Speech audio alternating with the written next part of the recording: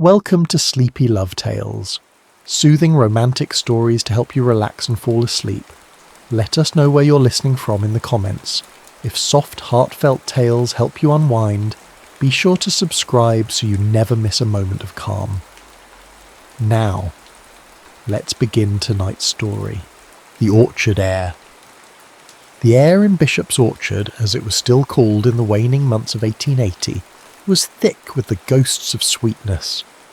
Autumn had laid its heavy honeyed hand upon the land, and the scent of fallen apples, slowly returning to the earth from which they had sprung, mingled with the crisp, almost sharp perfume of decaying leaves. It was a scent of both an ending and a beginning, a metaphor for the orchard itself, which, once the pride of Eleonora's late uncle, now lay in a state of beautiful, tragic neglect. The farmhouse, a sturdy, weathered sentinel at the edge of the trees, seemed to sag a little, as if weary of holding the memories of a simpler time within its clapboard walls. Eleonora, or Nora, as she had been called in a life she barely remembered, stepped from the hired carriage, her elegant Boston skirts whispering their protest against the damp, uneven ground. The fabric, a deep city blue, was entirely impractical for this rustic world, as were the delicate, uncalloused hands she kept tucked in a small muff. The inheritance, this sprawling tract of land she had never seen, felt more like a burden than a gift, a symbol of a life she had never known and a future she did not want. Boston, with its rigid expectations and stifling drawing rooms, was a cage she understood. This wild, untamed place with its scent of cider and soil was a wilderness she could not comprehend. She had been told there would be a man, a farmhand her uncle had employed, to see to the running of the place. A childhood friend, the lawyer had said, though the memory was a faint, sepia-toned image in the back of her mind. Samuel Cole. The name was as unfamiliar as the landscape. She found him high in the branches of an old gnarled apple tree, its limbs twisted like the arthritic fingers of an ancient crone. He was pruning a dead branch, the rhythmic rasp of his saw the only sound in the still afternoon air. He was a man made of the very earth he tended, broad-shouldered and sun-weathered, his hands, even from this distance, stained with the soil he loved. He did not seem to hear her approach, so intent was he on his task. "Mr. Cole?" she called up, her voice feeling thin and reedy in the vast open space. He stilled his saw, but did not immediately look down. When he did, his eyes, the colour of a stormy sky, were shadowed by a suspicion that bordered on hostility. He took in her elegant attire, the impracticality of her presence, and a muscle worked in his jaw. "Miss Bishop," he said, his voice a low rumble that seemed to be dragged from the very depths of him. It was not a question, but a statement, heavy with unspoken history. I am Eleonora Bishop," she said, feeling a sudden, absurd need to clarify, as if her name, her very identity, was something to be questioned in this place. He offered no reply, merely watched her with that same guarded expression, a mixture of nostalgic affection and deep-seated resentment she could not yet decipher. He feared, she would later learn, that she was just another city dweller, another ephemeral owner who would sell the land without a second thought, without a backward glance at the legacy it held. He swung himself down from the tree with an easy, athletic grace that seemed to mock her own constrained movements. He landed on the balls of his feet, the soft thud of his boots on the damp earth a sound of belonging. Up close he was even more formidable, his presence a solid, unyielding thing. "The lawyer said you'd be arriving," he said, his tone still gruff, challenging. "Yes, he said you would show me the house." He gestured with a jerk of his head towards the weathered farmhouse. "It's not much to look at, not what you're used to in Boston, I'd wager." There was a sharpness in his words, a barb she could not ignore. "I am not here to make comparisons, Mr. Cole. I am here to see what has been left to me." His eyes, those stormy grey eyes, flickered with something she could not name. A memory, perhaps? the ghost of a shared past. "Do you not remember me, Nora?" he asked, the use of her childhood name a sudden, startling intimacy. She looked at him then, truly looked at him, past the broad shoulders and the weathered skin, and saw the boy he had once been, the dark, unruly hair, the intense gaze, the hint of a smile that never quite reached his lips, and with a rush, a memory, as vivid and startling as a flash of lightning, returned to her. "Samuel," she breathed, the name a whisper on the autumn air. "We used to climb this very tree." A flicker of warmth, a spark of connection in the cool, crisp air. It was there for a moment, a bridge across the chasm of a decade. He looked at the tree, then back at her, and for an instant the resentment in his eyes softened, replaced by something akin to longing. "Aye," he said, his voice rough with an emotion he could not conceal. "We did, but the moment was as fleeting as a firefly in the dusk. The gulf between their present lives, between the Boston heiress and the Orchard's farmhand, was too wide, too deep.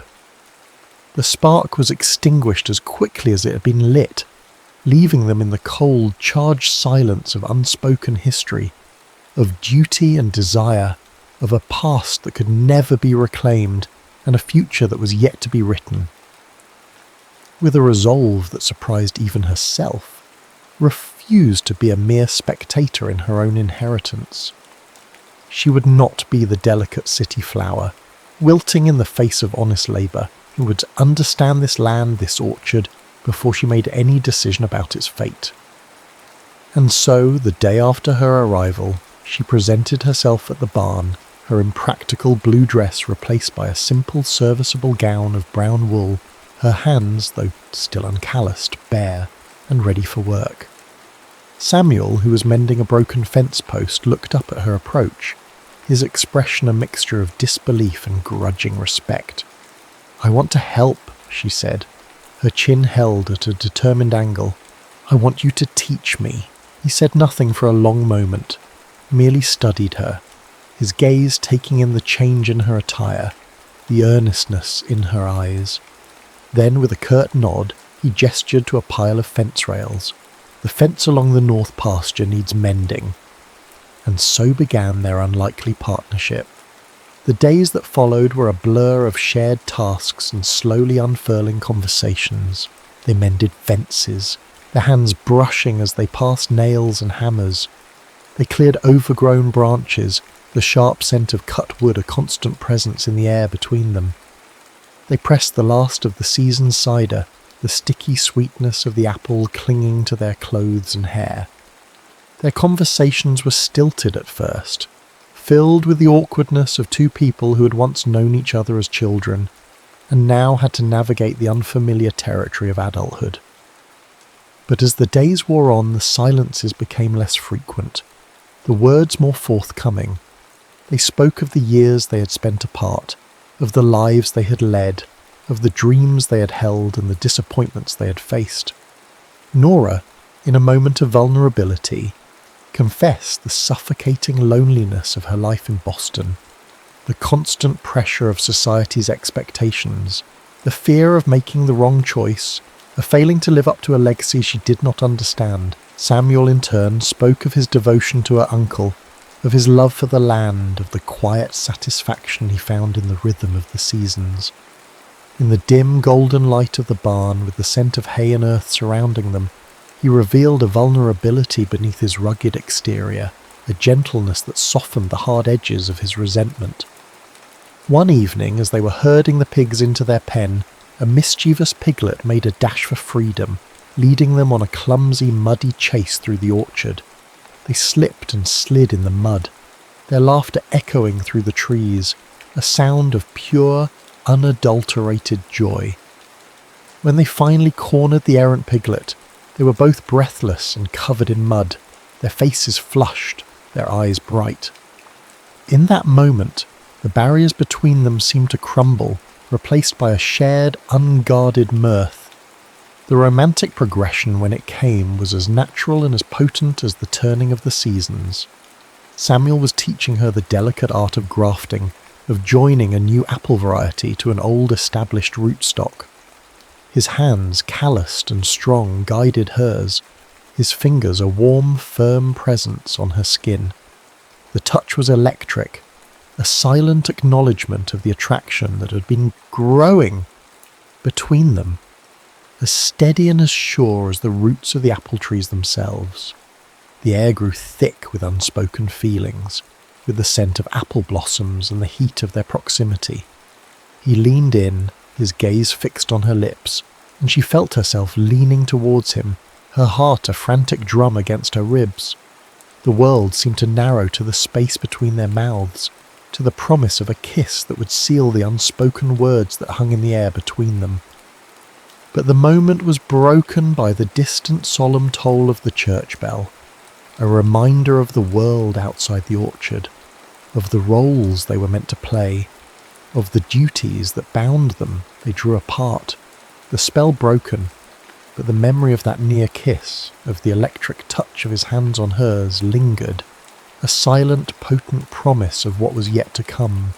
The arrival of Mr. Alastair Finch from Boston was as jarring as the screech of a train whistle in the tranquil quiet of the orchard. He was a man of the city, slick and polished, his fine wool suit and gleaming leather shoes a stark contrast to the rustic simplicity of the farmhouse. He brought with him the scent of money and ambition, the very things Nora had sought to escape. He was the embodiment of the life she was supposed to want, the life of ease and luxury her inheritance could provide.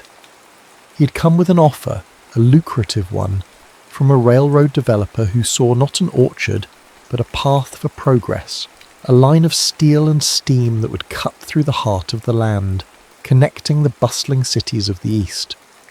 The offer was staggering, a sum that could secure Nora a life of unparalleled comfort and ease, a life free from the burdens of a failing orchard and the hard, unyielding demands of the land. The external conflict was matched by an internal one that raged within Nora's heart.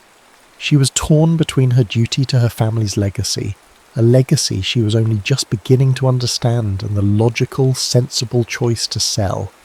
The money would free her, allow her to return to Boston, to the life she knew, the life that was expected of her.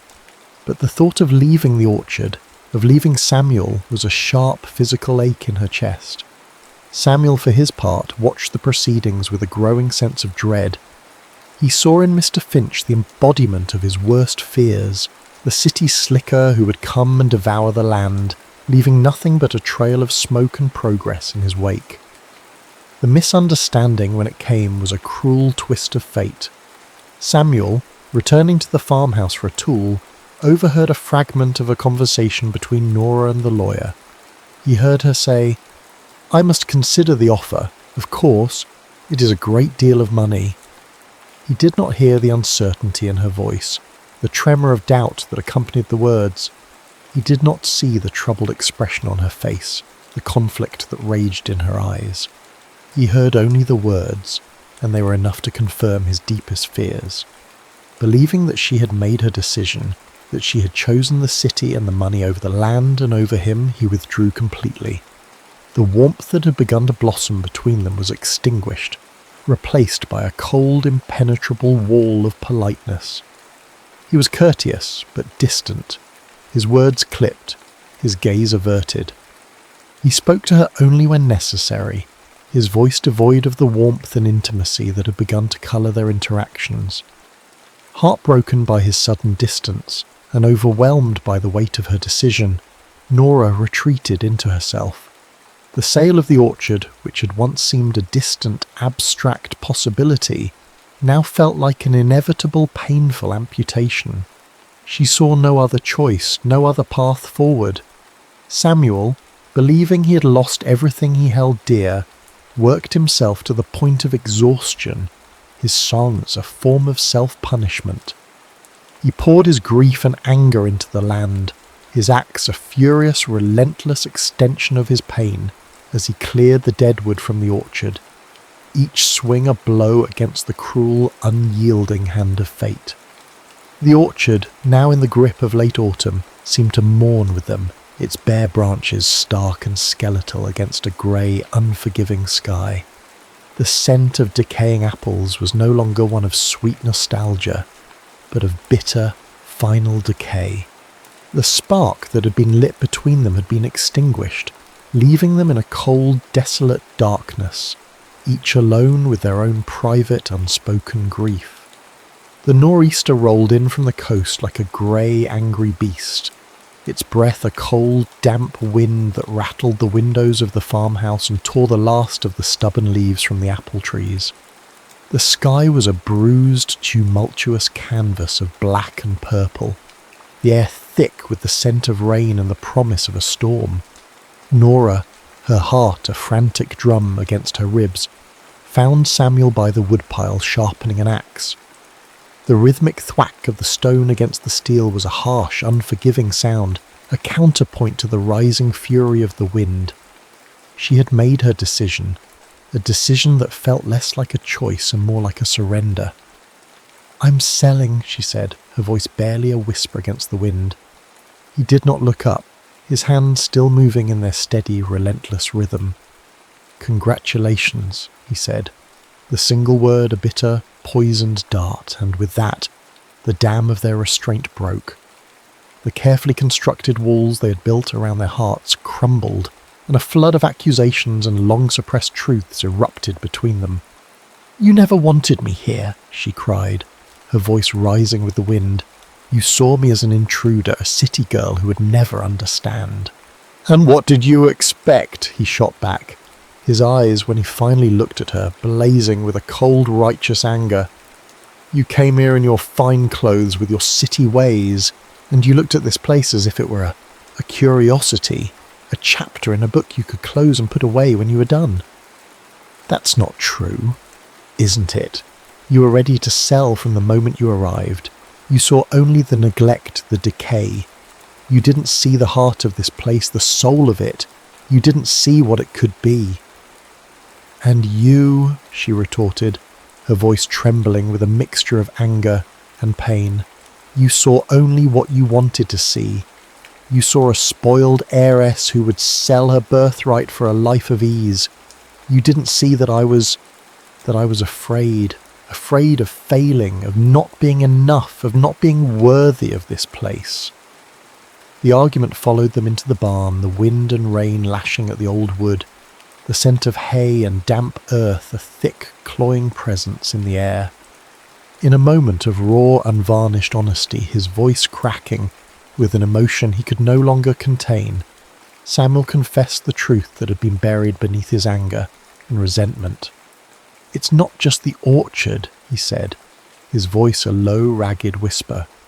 "It's not just the land I can't bear to lose. It's you, Nora. It's you."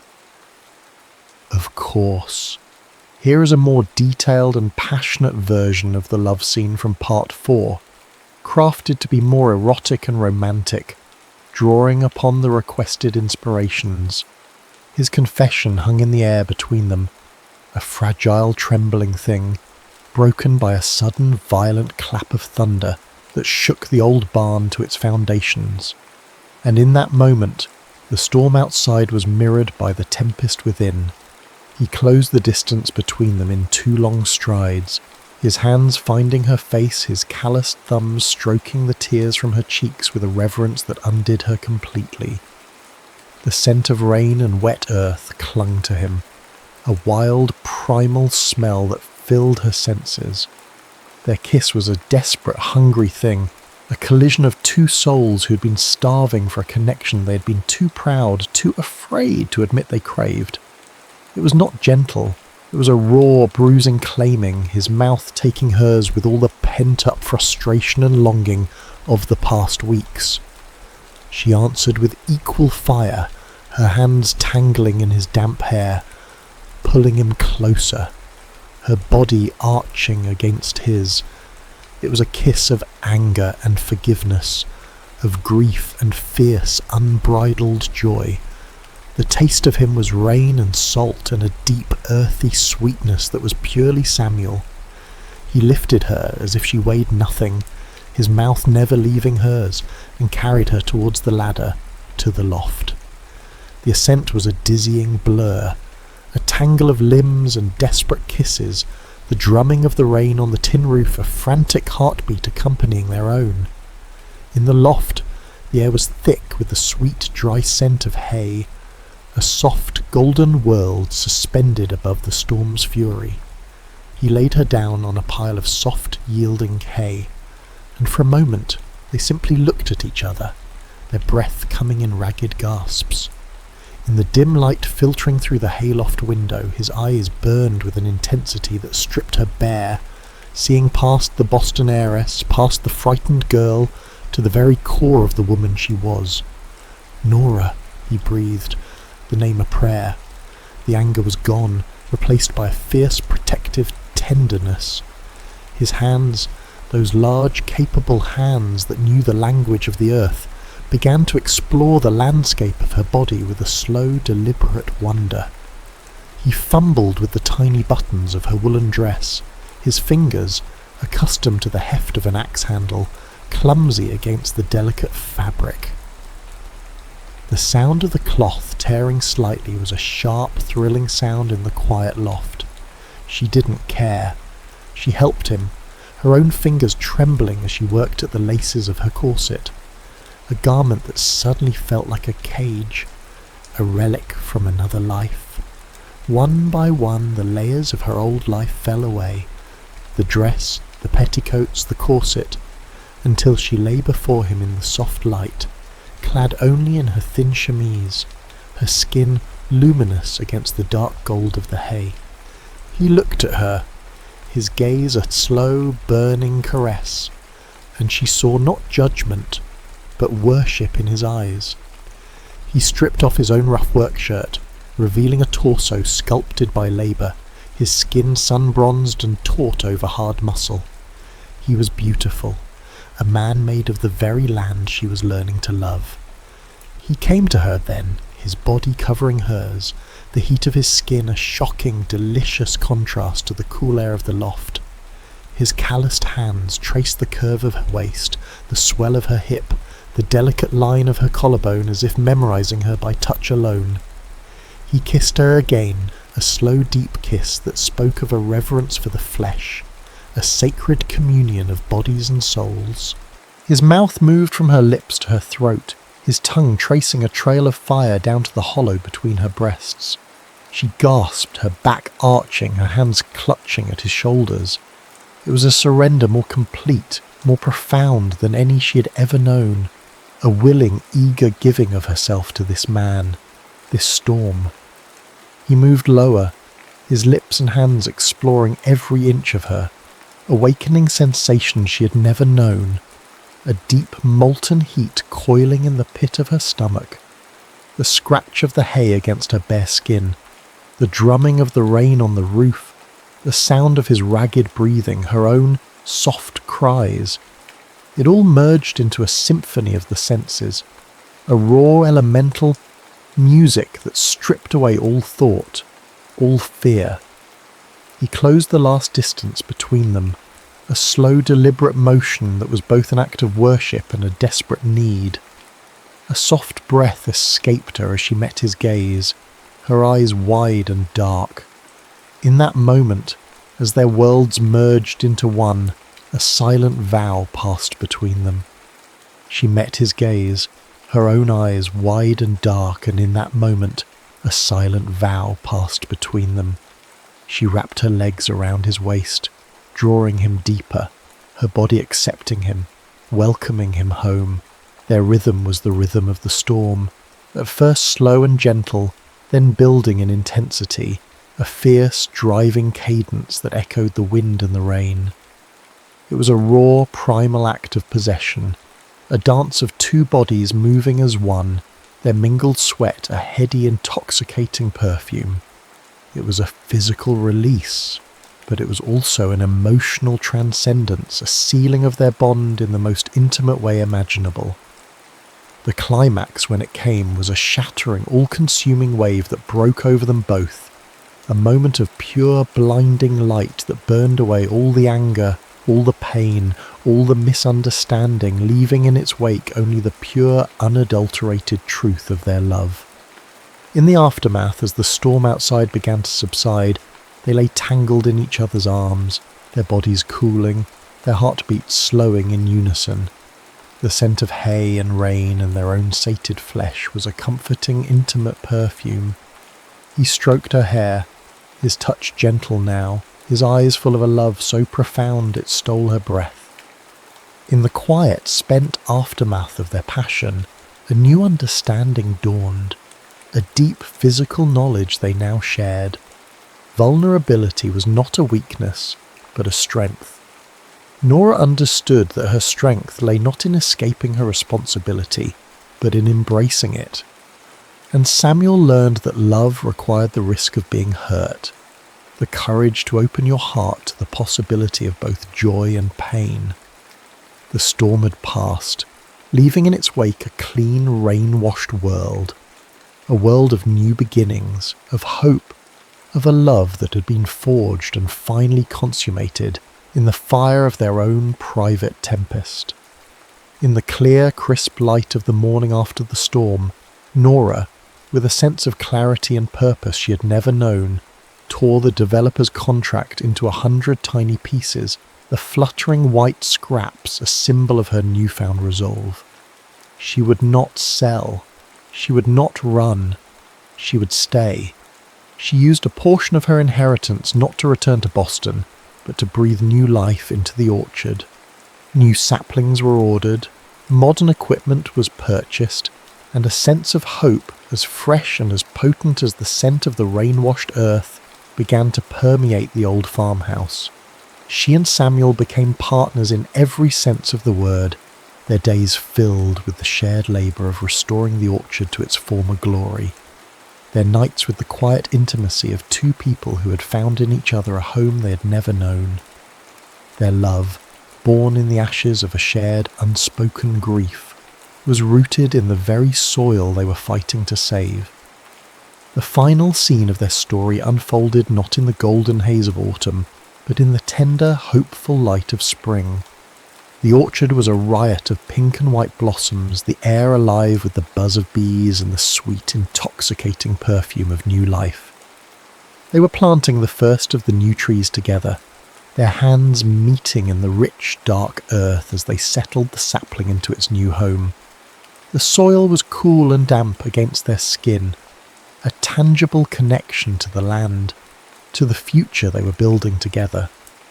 Samuel turned to her, his eyes, the colour of a spring sky after a storm, full of a quiet, unwavering devotion.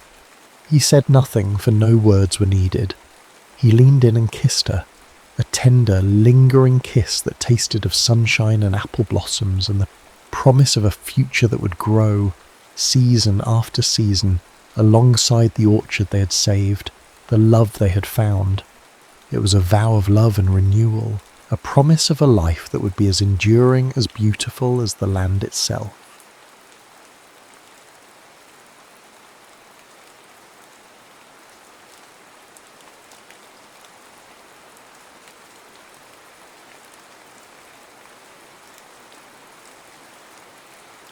The Seamstress of Belgravia. The Reed townhouse on Belgravia Square was a monument to solemn opulence, a place where the very air seemed thick with the weight of expectation and the scent of beeswax, polished into generations of mahogany. Downstairs, in the drawing rooms and the grand dining hall, life was a carefully orchestrated performance played out against a backdrop of claret-red velvet draperies that drank the London sunlight and gas lamps that bled a weak, jaundiced glow onto portraits of stern-faced ancestors. It was a world of hushed footfalls on Turkish carpets, of the low murmur of consequential conversation, a world that belonged entirely to the Reeds. Upstairs, 3 floors above the gilded silence, was another world. The sewing room, tucked away at the end of a narrow servants' corridor, was a universe unto itself. It was a practical, cramped space, yet it held a life and energy the grand rooms below could never possess. Here the air was warm and carried the clean, honest scents of hot irons pressing damp linen, of lavender sachets tucked between bolts of fabric, and the almost living perfume of silk and wool. Sunlight, unfiltered by heavy curtains, fell in bright, dusty shafts across a large cutting table, illuminating a constellation of stray threads, silver pins and chalk marks. This was the world of Courtney Berg. Courtney's own world was one of quiet, focused labour. Her life was stitched together by the twin threads of necessity and devotion, the necessity of earning a wage, and her fierce, consuming devotion to her ailing mother, whose soft cough was the metronome to which Courtney's needle danced. She was an apprentice, a pair of hands in the employ of the esteemed Madame Dubois, but her fingers were more nimble, her eye for a seam more precise than any of the other girls. There was a stillness about her as she worked, a concentration so profound it was a form of prayer. Within this small room she was not merely a girl mending a hem, she was an architect of dreams coaxing flat cloths all into forms of beauty, and yet she carried within her the deep unvoiced wound of the working class, a constant gnawing feeling of invisibility. She was a function, a service, an instrument. She was rarely a person. Mr. Darren Reed, by contrast, was seen by everyone. He was the young master of the house, a barrister of burgeoning reputation, and since his father's recent sudden death, the reluctant patriarch of the Reed dynasty. His life was a cage of duty, its bars forged from the immense pressure to uphold his family's prestigious name. He moved through the grand, silent rooms of his home like a ghost haunting his own future. Grief and responsibility had sealed his heart behind a fortress of cynical pragmatism. He had come to believe emotion was a liability, a weakness a man in his position could ill afford. The loneliness of his self-imposed command was a burden heavier than any legal brief he carried in his leather satchel. Their two worlds, separated by a mere 39 steps of polished oak staircase, might as well have been separated by an ocean. But one Tuesday afternoon, that ocean was crossed. Darren strode into the sewing room without knocking, his presence a sudden jarring intrusion of leather and starched linen into a soft world of cambric and thread. He did not look at the two girls bent over their work, their heads bowed in silent industry. His focus was singular, his patience, as always, a finite resource. "Madame Dubois," he began, his voice crisp and devoid of warmth, "my sister is growing agitated. She was promised a fitting for the derby gown an hour ago. This delay is becoming trying."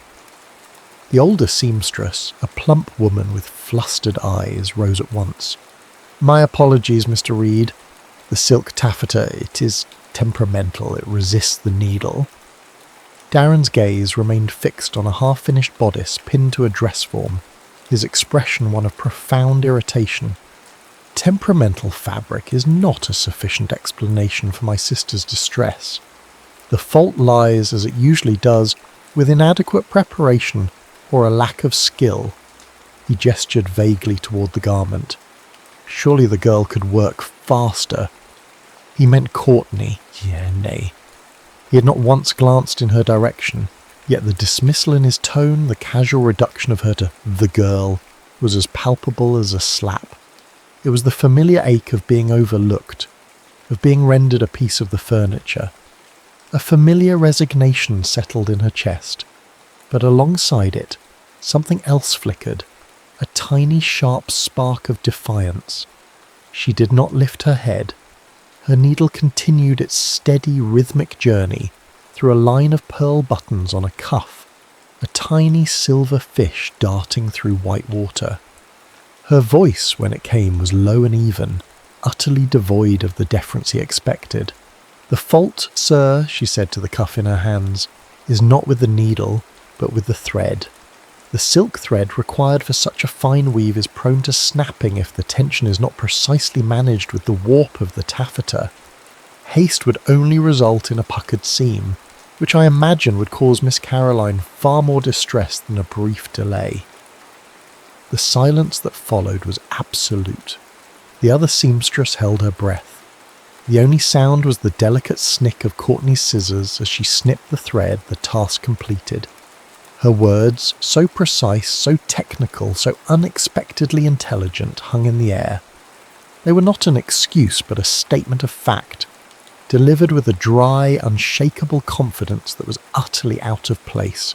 It was the voice of an expert, not a servant.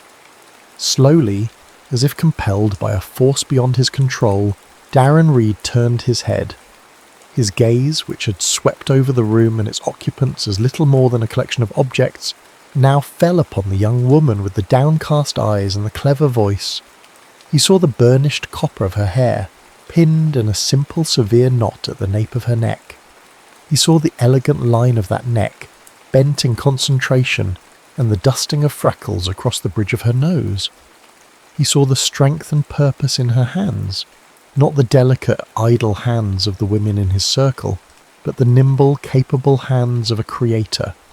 And when, at last, she felt the weight of his stare and lifted her head, he saw her eyes. They were the colour of moss after a rain, and in their depths he saw not subservience, but a clear, startling flicker of a spirit as proud and unyielding as his own. In that moment, she ceased to be the girl. The walls of the sewing room seemed to dissolve. The 39 steps between their worlds vanished. He saw a woman, and Courtney Berg, looking into the surprised, dark eyes of the young barrister, felt a sensation so foreign and so potent it nearly made her gasp. She felt seen. The countless fittings required for Caroline Reed's debutante season became the unlikely stage upon which their silent drama unfolded. An unspoken awareness now existed between them, a current that hummed beneath the surface of every polite exchange and stolen glance. Darren began to find excuses to be present. He would appear in the doorway of the sewing room, a volume of tort law in his hand, and settle into a worn armchair in the corner, ostensibly to study. He would turn the pages of his book with a convincing rustle, but his attention was not on the dry legal precedents. It was on her. He watched her quiet, unflagging patience as she navigated his sister's petulant whims. Caroline would complain that a waistline was a fraction too high, that a shade of blue made her look pallid, that a cascade of lace was insufficiently grand. And through it all, Courtney would murmur assent, her hands moving with a placid grace, her expression a mask of professional calm. Darren, who knew the full force of his sister's temper, found himself marvelling at the young dressmaker's diplomacy. He saw the fierce, quiet pride she took in her craft, the way her brow would furrow in concentration as she measured a seam, the small, almost imperceptible smile that touched her lips when a difficult drape finally fell into perfect submission. He saw not just a skill, but an artistry, and it fascinated him. One evening, well after the rest of the household had settled into the rhythms of the night, he was descending the main staircase when a sliver of light from under the sewing room door caught his eye. Puzzled, he pushed it open to find her there alone, bent over her work, the room illuminated by the lonely golden halo of a single candle.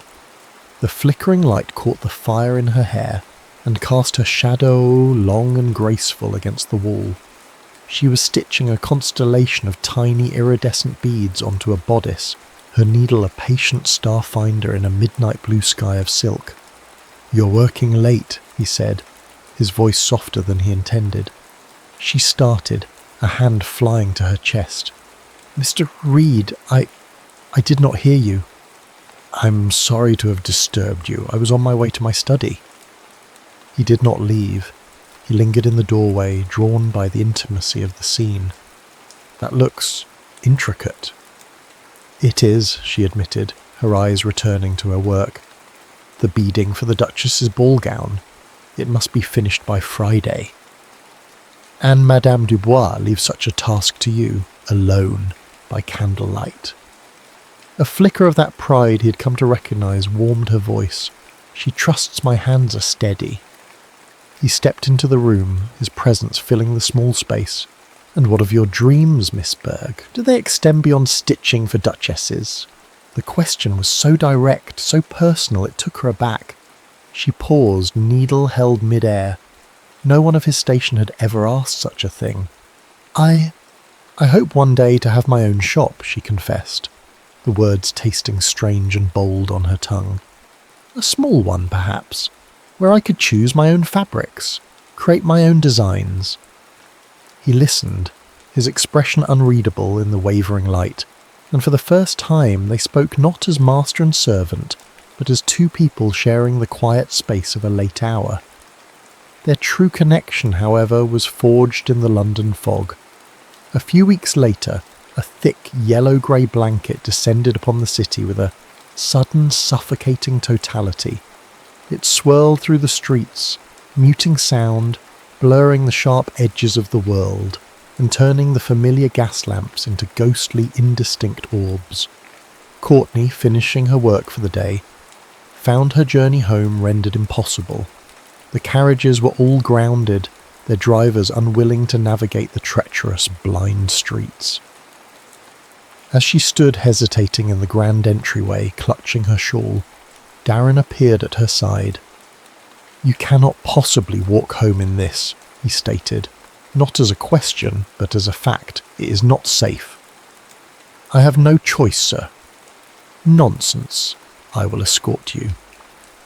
Before she could protest, he was shrugging on his greatcoat. He was acting, he told himself, merely out of a sense of duty, a gentleman's obligation to a woman in his family's employ. It was a convenient and necessary lie.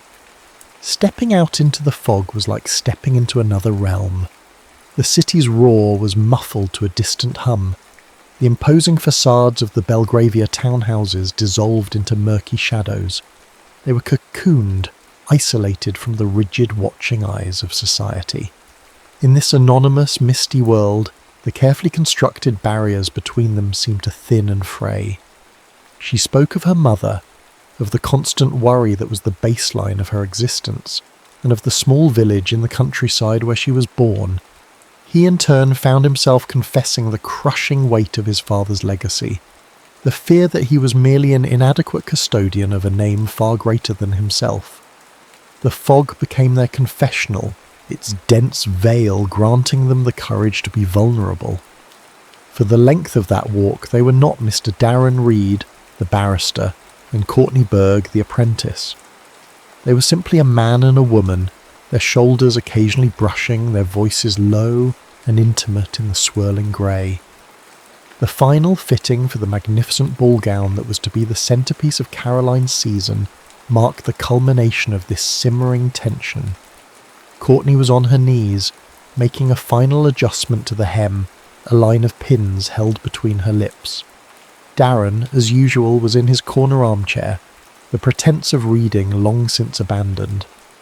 As she reached for another pin, a sharp point pricked the tip of her index finger. A perfect ruby-red droplet of blood welled up, a stark jewel against her pale skin. It happened in an instant. Before she could even think to pull her hand away to staunch the tiny wound, he was there. He moved from his chair with a swift, silent urgency that startled her, kneeling before her on the floor. "You've hurt yourself," he murmured, his voice thick with a concern that went far beyond the triviality of the injury. He took her hand. His own was warm and strong, engulfing hers completely. The calloused skin of his thumb stroked over the tiny red bead, smearing it slightly. The touch was electric, a jolt that shot up her arm and settled hot and heavy in the pit of her stomach. It was a gesture of such unexpected disarming tenderness that it stole the breath from her lungs. He did not release her.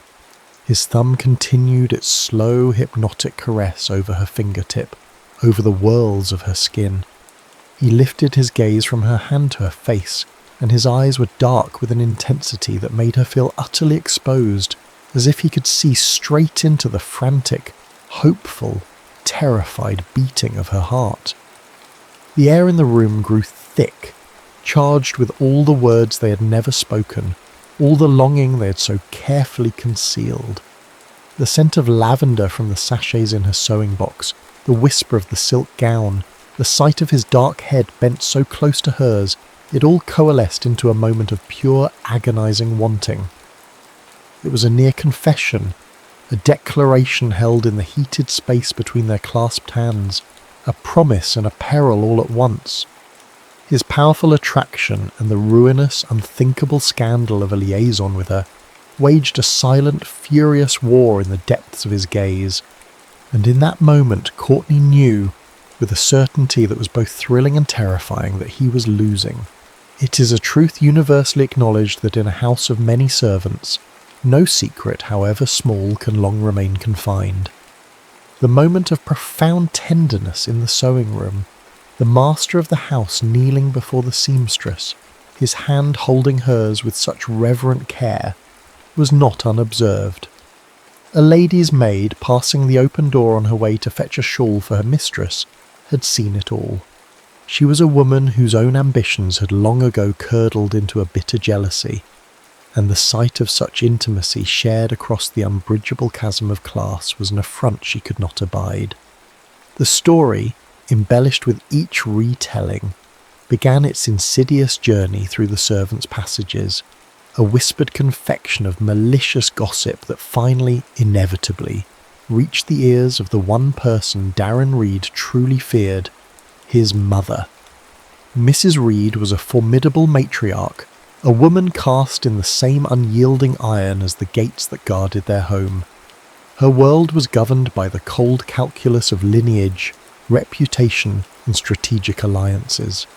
To her, love was a frivolous luxury. Marriage was a merger.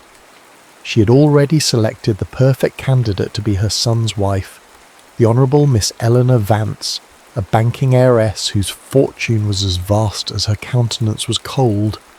The union would secure the Reed family's finances for a generation. The whispers of her son's infatuation with a common seamstress were not merely an embarrassment.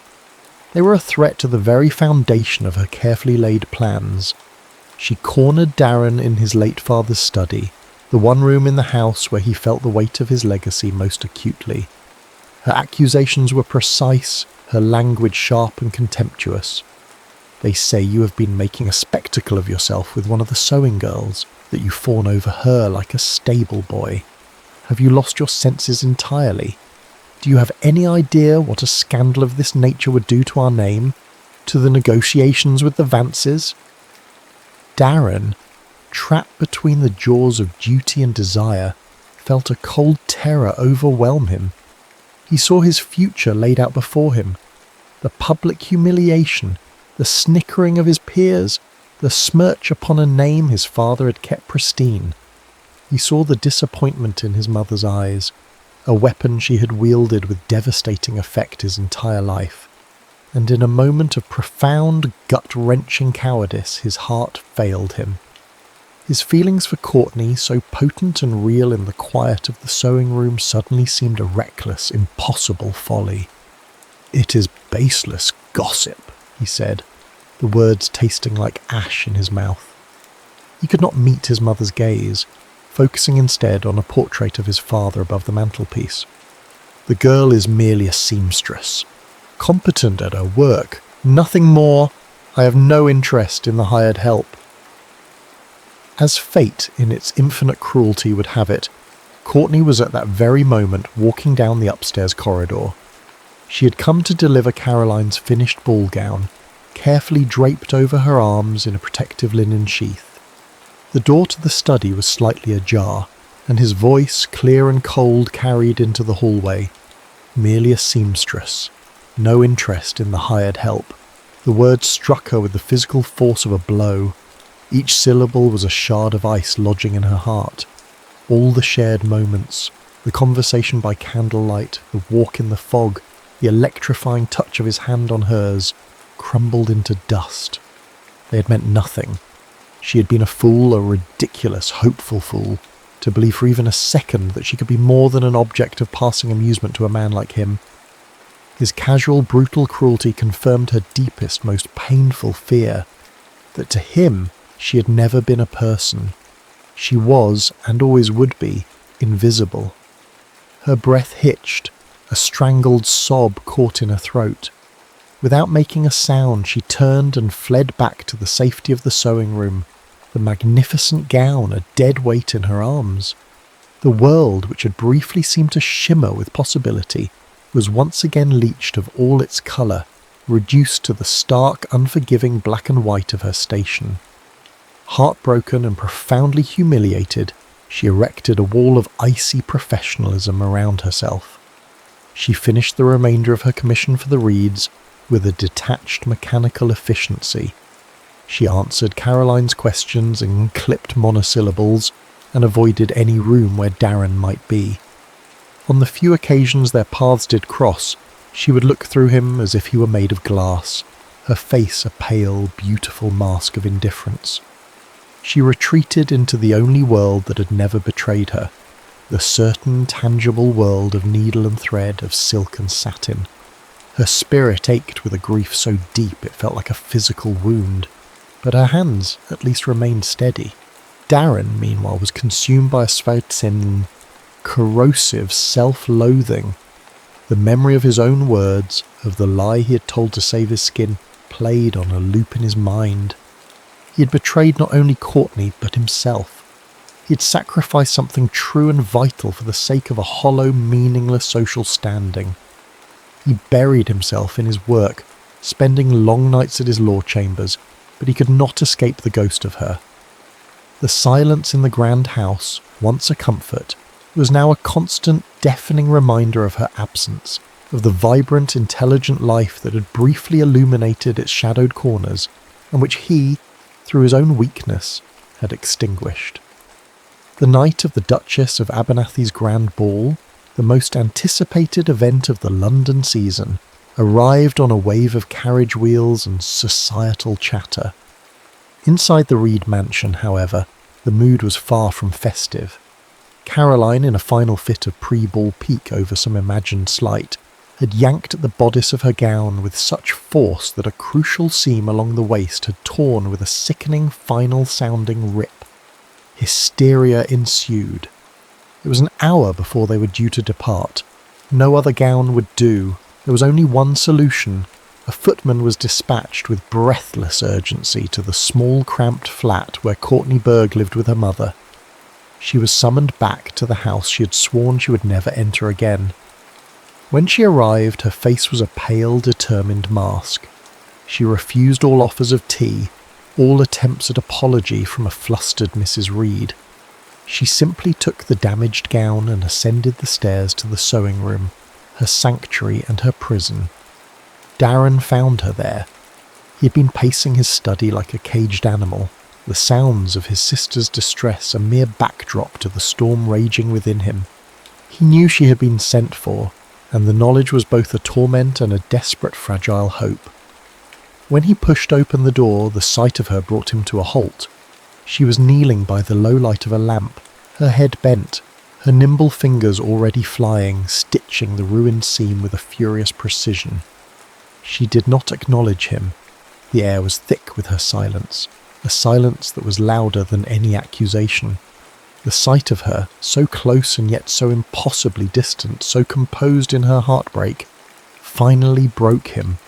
The dam of his fear, his pride, and his carefully constructed duty shattered. "Courtney," he began, his voice rough. She did not look up. "It will be mended in a quarter of an hour, Mr. Reed. Your sister will not be late." "To hell with my sister," he bit out, stepping further into the room. "It's you. I must speak with you." "We have nothing to speak of." "We have everything to speak of." He crossed the room in 3 long strides, stopping before her. "What you heard, what I said to my mother, was a lie. A contemptible, cowardly lie born of fear." At last she looked up, her moss-green eyes blazing with a cold, righteous anger. "Fear, Mr. Reed, or convenience? It is a convenient thing, is it not, to dismiss the feelings of the hired help when they become troublesome?" The contempt in her voice lashed him like a whip. He flinched. "Yes," he admitted, his own voice raw with self-disgust. It was that too. I was a coward. I was terrified of the scandal, of my mother, of losing everything my father built. But the greatest lie was not to her, it was to myself, because the truth, Courtney, the god-awful, inconvenient, terrifying truth is that I am in love with you. His confession, so long suppressed, hung in the charged air between them, but it was met not with softness, but with the full force of her pain. She rose to her feet, her movements fluid and furious, her words as sharp and piercing as her needles. "Love," she spat, her voice trembling with a passion that was almost rage. "You call it love to humiliate me, to cast me aside like a soiled garment the moment your position is threatened. That is not love. That is the casual cruelty of a master to his possession. You saw me not as a woman, but as a dalliance, a diversion from your oh-so-burdened life." "No, that is not true," he insisted, stepping closer, his hands clenched at his sides. "I see you more clearly than I see anyone else in my life. I see your strength, your wit, your heart. I see the artist you are, and it terrifies me because loving you means razing my entire world to the ground." "Then let it burn," she cried, tears of fury and heartbreak finally tracing shining paths down her pale cheeks. "But do not stand here and speak to me of love when you lack the courage to even speak my name with respect." The argument was a tempest, a storm of passion that stripped away every last shred of pretense, every layer of social restraint, until only the raw, wounded, vulnerable truth of their two hearts remained. And then words failed. With a sound that was half groan, half plea, he closed the distance between them. His hands came up to frame her face, his thumbs stroking away her tears. His eyes begged for a forgiveness he did not deserve, and then he kissed her. It was not a gentle kiss. It was a desperate, frantic collision, a plea and a confession and a demand all at once. It was the taste of his regret and her rage, of his longing and her sorrow. And for a heart-stopping moment, she resisted, her hands flat against his chest.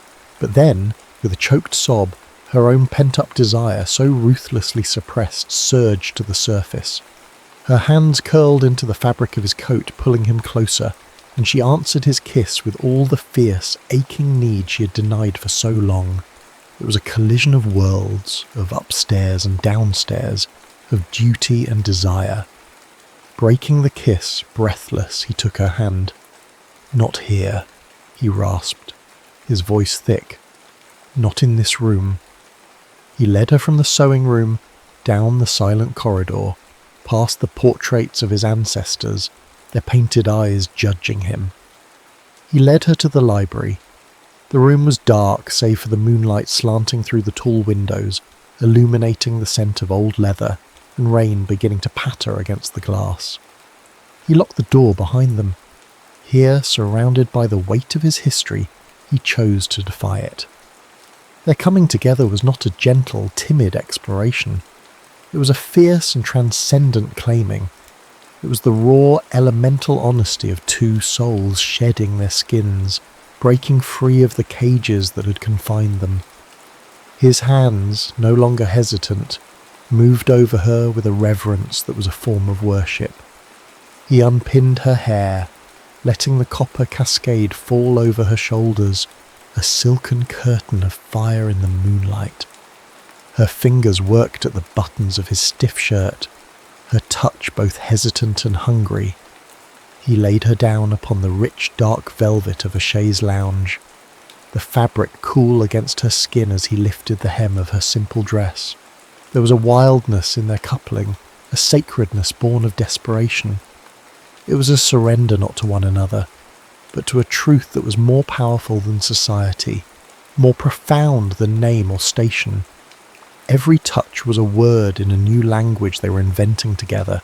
Every kiss, a verse in a holy text known only to them.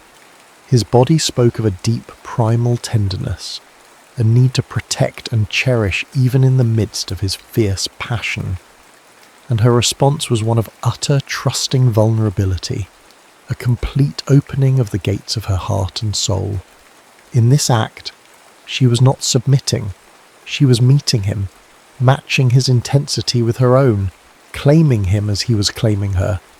It was a sacred sealing of their bond, written not in ink, but in the heated language of flesh and spirit, a promise made in the silent, rain-lashed dark. Afterward, as they lay tangled together, the storm outside mirroring the one that had broken within them, Darren looked at her, at the woman who had undone him and remade him in the space of a single hour. In her arms, he finally understood. True honour was not found in upholding a name or a fortune. It lay in loving fiercely, honestly, and without shame. And Courtney, looking into the vulnerable, unguarded eyes of the man who had broken her heart, found in his utter surrender the strength to forgive. She understood that love, true love, was not a safe harbour. It was a tempest, and its only demand was that you risk your whole heart to its magnificent, terrifying power. The aftermath of the Duchess's ball was not the scandal of a torn seam, but the far more seismic shock of Mr. Darren Reed's quiet, resolute rebellion. The following morning, with a clarity of purpose that felt like breathing for the first time, he went to his mother. He did not raise his voice. He did not argue. He simply informed her in the calm, unequivocal tones of a barrister stating an irrefutable fact that his informal understanding with the Honourable Miss Eleanor Vance was at an end. And then he told her he intended to court Miss Courtney Berg, and that her opinion on the matter, while noted, was ultimately irrelevant. The ensuing storm was precisely as furious as he had anticipated. His mother threatened disinheritance. The Vances were insulted. Whispers turned to audible gossip that spread through the drawing rooms and gentlemen's clubs of London like wildfire. But Darren, to the astonishment of all, remained unwavering. He weathered the ostracism and the condescending pity of his peers with a placid conviction that baffled them. He had spent his life shackled by the fear of their judgment. Now, liberated by a love he finally deemed worth fighting for, their opinions were no more than the buzzing of inconsequential flies. He did not hide Courtney away. He did not treat her as a shameful secret to be squirreled away in some discreet cottage. Instead, he celebrated her. He arrived at her modest flat, not in a closed, unmarked carriage, but in his own, the reed crest emblazoned on the door for all the world to see. He walked with her in the park on a Sunday afternoon, ignoring the stares and the hastily turned backs. He discovered that the courage he had always sought in the courtroom was a pale imitation of the courage it took to love openly and without condition. His greatest act of devotion, however, was not in defiance of society, but in tribute to her. He saw the artist his mother and his world refused to see. Using his legal prowess, he established a business venture, and with his own financial resources, he became the primary investor for a new dressmaking establishment in a respectable sunlit corner of Mayfair. It was to be called simply Berg. Months passed, months of hard work and shared purpose. Their love, forged in the crucible of conflict, now settled into the steady, warm rhythm of partnership. One crisp autumn afternoon, a year after he'd first barged into the sewing room, Darren entered her shop. It was a world away from the cramped attic room at Belgravia Square. Here light streamed through a grand plate glass window, illuminating bolts of shimmering silks and Welsh wools. The air smelled of jasmine tea and creative energy. Courtney stood in the centre of the room consulting with a client, her expression confident, her posture elegant. She was no longer an apprentice but a proprietress, a creator, a woman in full command of her own destiny. Seeing him, she excused herself, a slow, beautiful smile spreading across her face. He met her in the middle of the bustling showroom, in front of her staff and her patrons, and to her complete astonishment, he went down on one knee. A hush fell over the room. Darren ignored the collective intake of breath. He did not produce a diamond ring, the expected currency of a society proposal. Instead, he held out a small bespoke case of polished silver. He opened it. Inside, nestled on a bed of dark blue velvet, lay an exquisite set of sewing needles, each one perfectly weighted and balanced. And beside them, a single, simple gold thimble. He took her right hand, the hand that had worked so tirelessly, the hand that had held his in the fog, the hand that bore the tiny faded scar from a pinprick. "For the hands that stitched my life back together," he whispered, his voice thick with an emotion he no longer tried to conceal. He slipped the gold thimble onto her finger.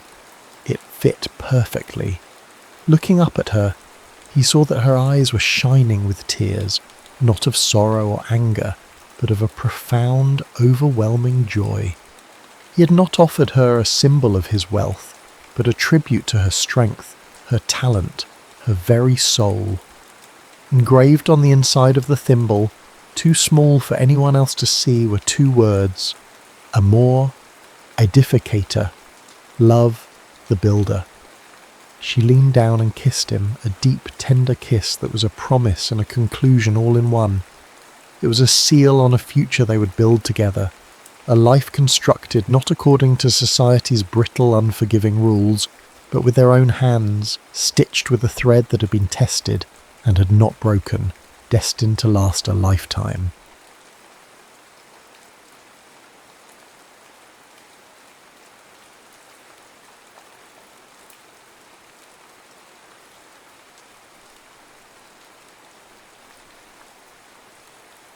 Love's Eternal Beacon. The village of Quanroys did not so much exist on the Irish coast as persist against it. It was a place of stubborn stone and resilient quiet, where the air, thick with the ghosts of sea salt and peat smoke, seemed to hang in a perpetual silvered mist. The 21st century had arrived here only in whispers.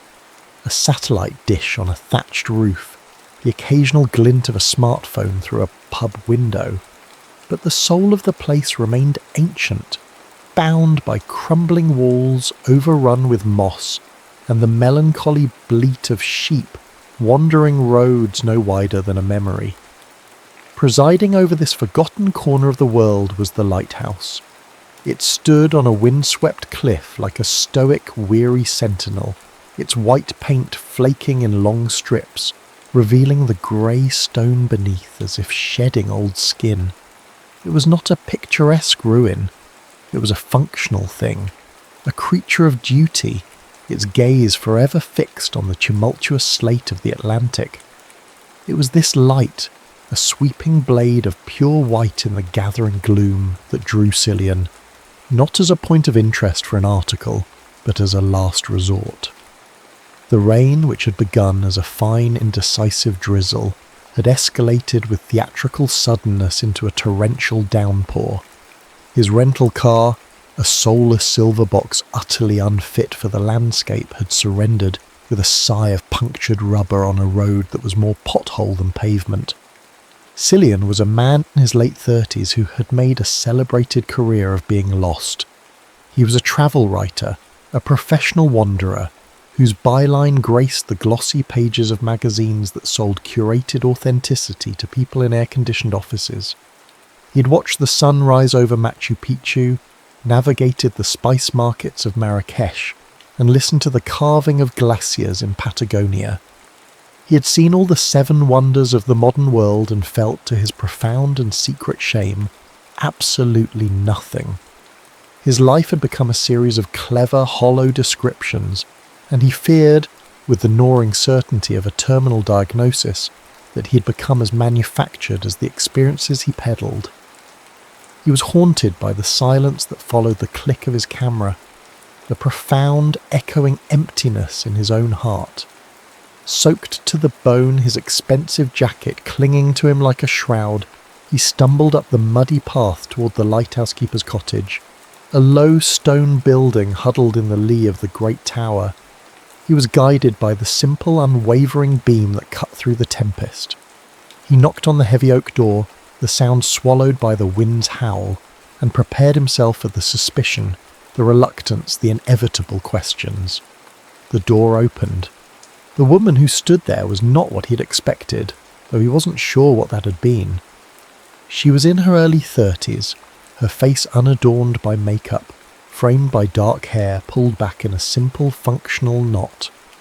Her gaze was direct, her expression not one of welcome or annoyance, but of a calm, unbothered pragmatism. She looked at his drenched state, her eyes flickering from his dripping hair to his waterlogged shoes, and simply stepped back, holding the door open, the words, not a single question. It was the most unsettling and profound welcome he had ever received. This was Maeve. She had inherited the post of lighthouse keeper from her father, and his father before him. The light was in her blood as much as the salt. She was plain-spoken, a woman whose strength was not announced, but was evident in the capable set of her hands and the quiet economy of her movements. She moved with the self-reliance of one who has long been accustomed to the world's indifference. Her heart, however, was walled off by a fierce, protective independence, a fortress built upon a single, painful truth she held to be self-evident. Everyone, eventually, leaves. Inside the cottage was a world of warmth and stillness. A peat fire glowed in the hearth, its earthy scent a balm against the cold. The room was small, filled with well-worn furniture, stacks of books, and the quiet hum of a life lived deliberately.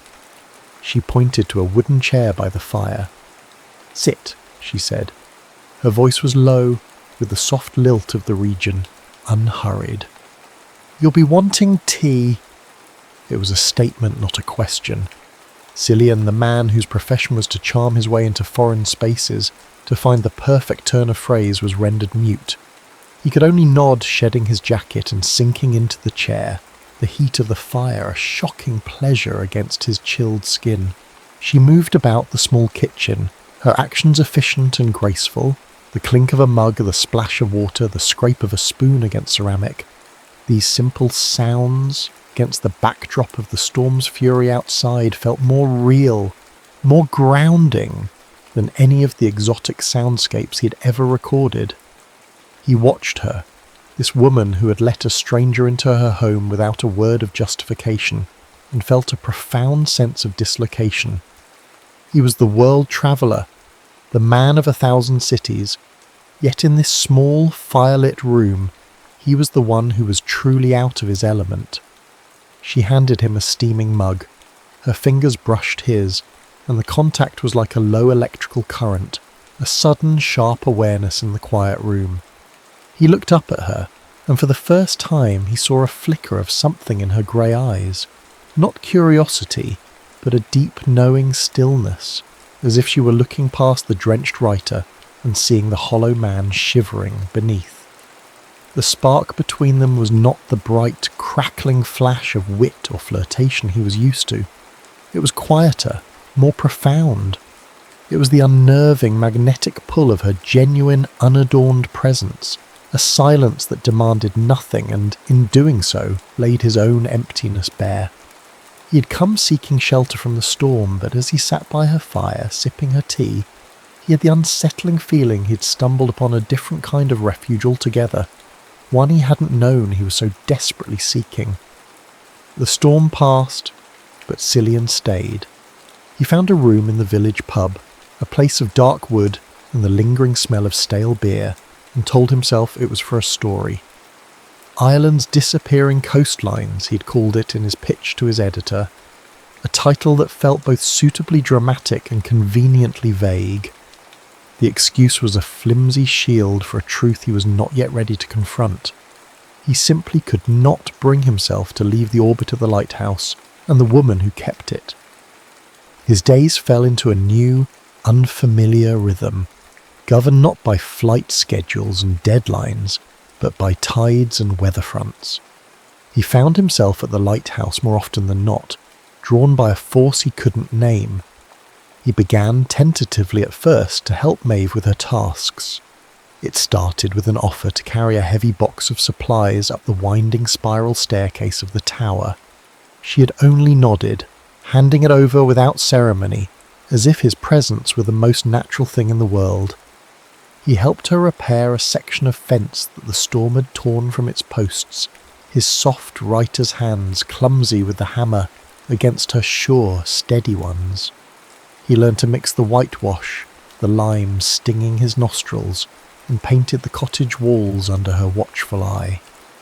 His most hallowed task became polishing the great Fresnel lens in the lantern room.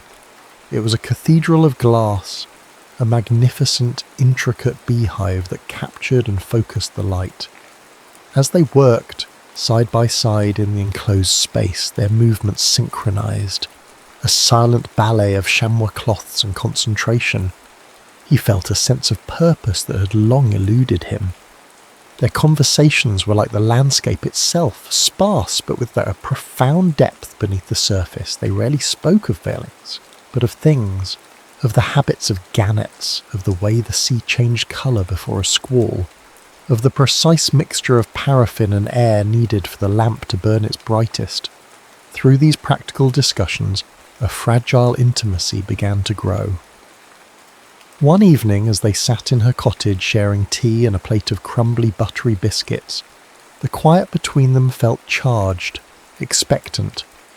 Cillian, emboldened by the warmth of the fire and the whiskey she'd poured into his tea, finally gave voice to the ache that defined him. "I think," he began, his voice rough, "that my job is to collect postcards of other people's lives. I take a snapshot, write a few clever words and move on. I describe the beauty, but I don't feel it. It's all just scenery." He stared into the amber liquid in his mug. "There's no anchor." Maeve was silent for a long moment, her gaze fixed on the flickering flames. He thought perhaps he had said too much, had broken the unspoken rules of their quiet communion. But then she stood, beckoning him with a small motion of her head. She led him to a heavy sea chest in the corner of the room.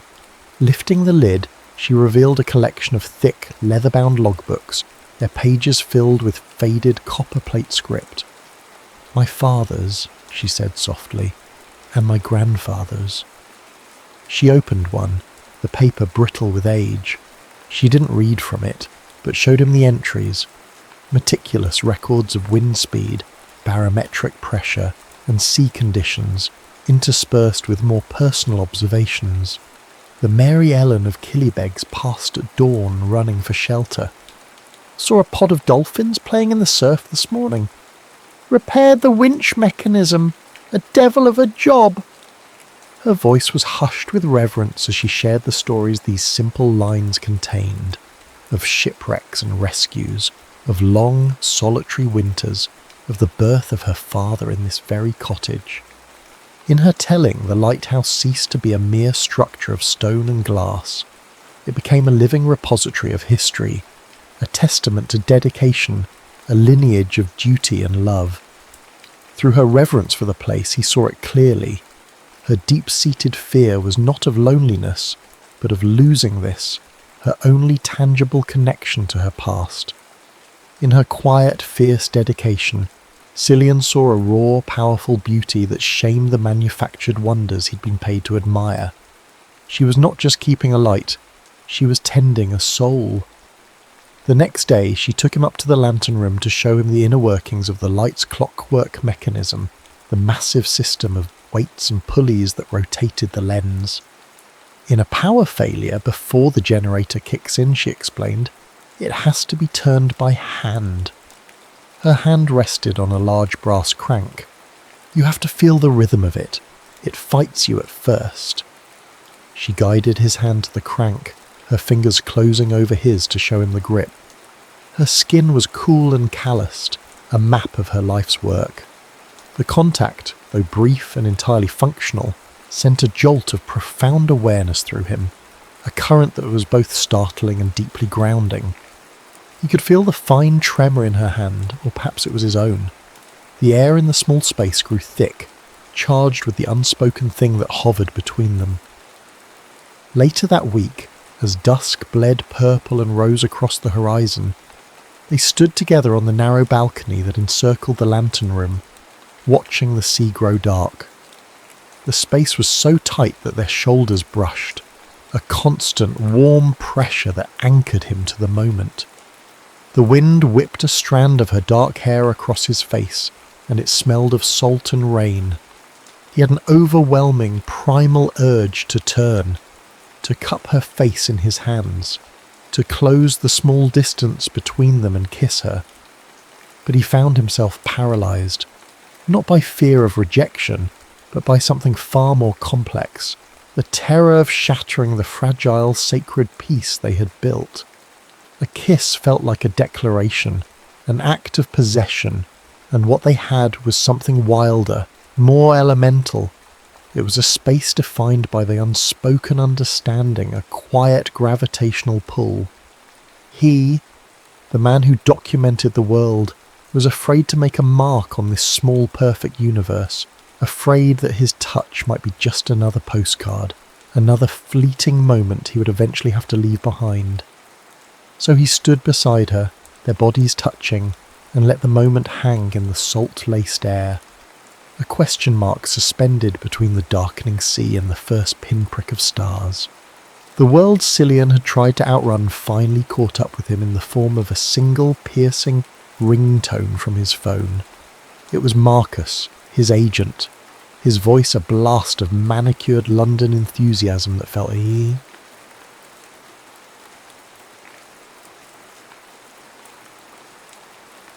Juan Reyes. "Cillian, my boy, I've done it. I've landed the big one," Marcus boomed, oblivious to the fact that Cillian was standing on a cliff watching a Fulmer ride the updrafts. Forget magazines, we're talking a 6-figure book deal, The Accidental Nomad, and get this, a companion TV series. A year, Cillian, circumnavigating the globe, all expenses paid. You'll be a household name, this is it, the summit. The word struck Cillian not with exhilaration, but with a cold, hollow dread. The summit. He looked at the weathered grey stone of the lighthouse, at the endless churning expanse of the Atlantic. This felt like the summit. Marcus's offer, the very pinnacle of the life he had built, now felt like a gilded cage, a sentence of another year in motion, another year of feeling nothing. He was torn. A part of him, the part conditioned by years of ambition and the relentless pursuit of the next byline, recognised the magnitude of the offer. It was security. It was validation. It was the finish line he'd been running toward for a decade. But another newer part of him, a part that had been awakened by the quiet rhythms of the lighthouse and the steady presence of Maeve, recoiled. That part knew that accepting the offer would be a kind of death. He had to tell her. He found her in the small vegetable patch behind the cottage, her hands deep in the dark, rich earth, pulling weeds with a methodical patience. He tried to explain, to frame it as the dilemma it was in his own fractured mind. "It's an incredible offer," he said, the words feeling clumsy and false in his mouth. "A book, a television show, it's everything I've been working for." He watched her face, hoping for what? For her to tell him to stay, to fight for him? But he did not understand the language of her heart. Maeve had spent a lifetime learning to interpret the signs of departure. She heard not his confusion, but the siren song of the world calling him away. She saw the flicker of excitement in his eyes, the professional ambition he couldn't quite conceal, and it confirmed her deepest, most hard-won conviction. She was a port, a place of temporary shelter, but he was a vessel built for the open sea. She straightened up, wiping the soil from her hands onto her trousers. Her expression became smooth, impassive, a mask of polite distance sliding into place. The warmth he'd come to depend on was gone, replaced by a cool, impenetrable courtesy.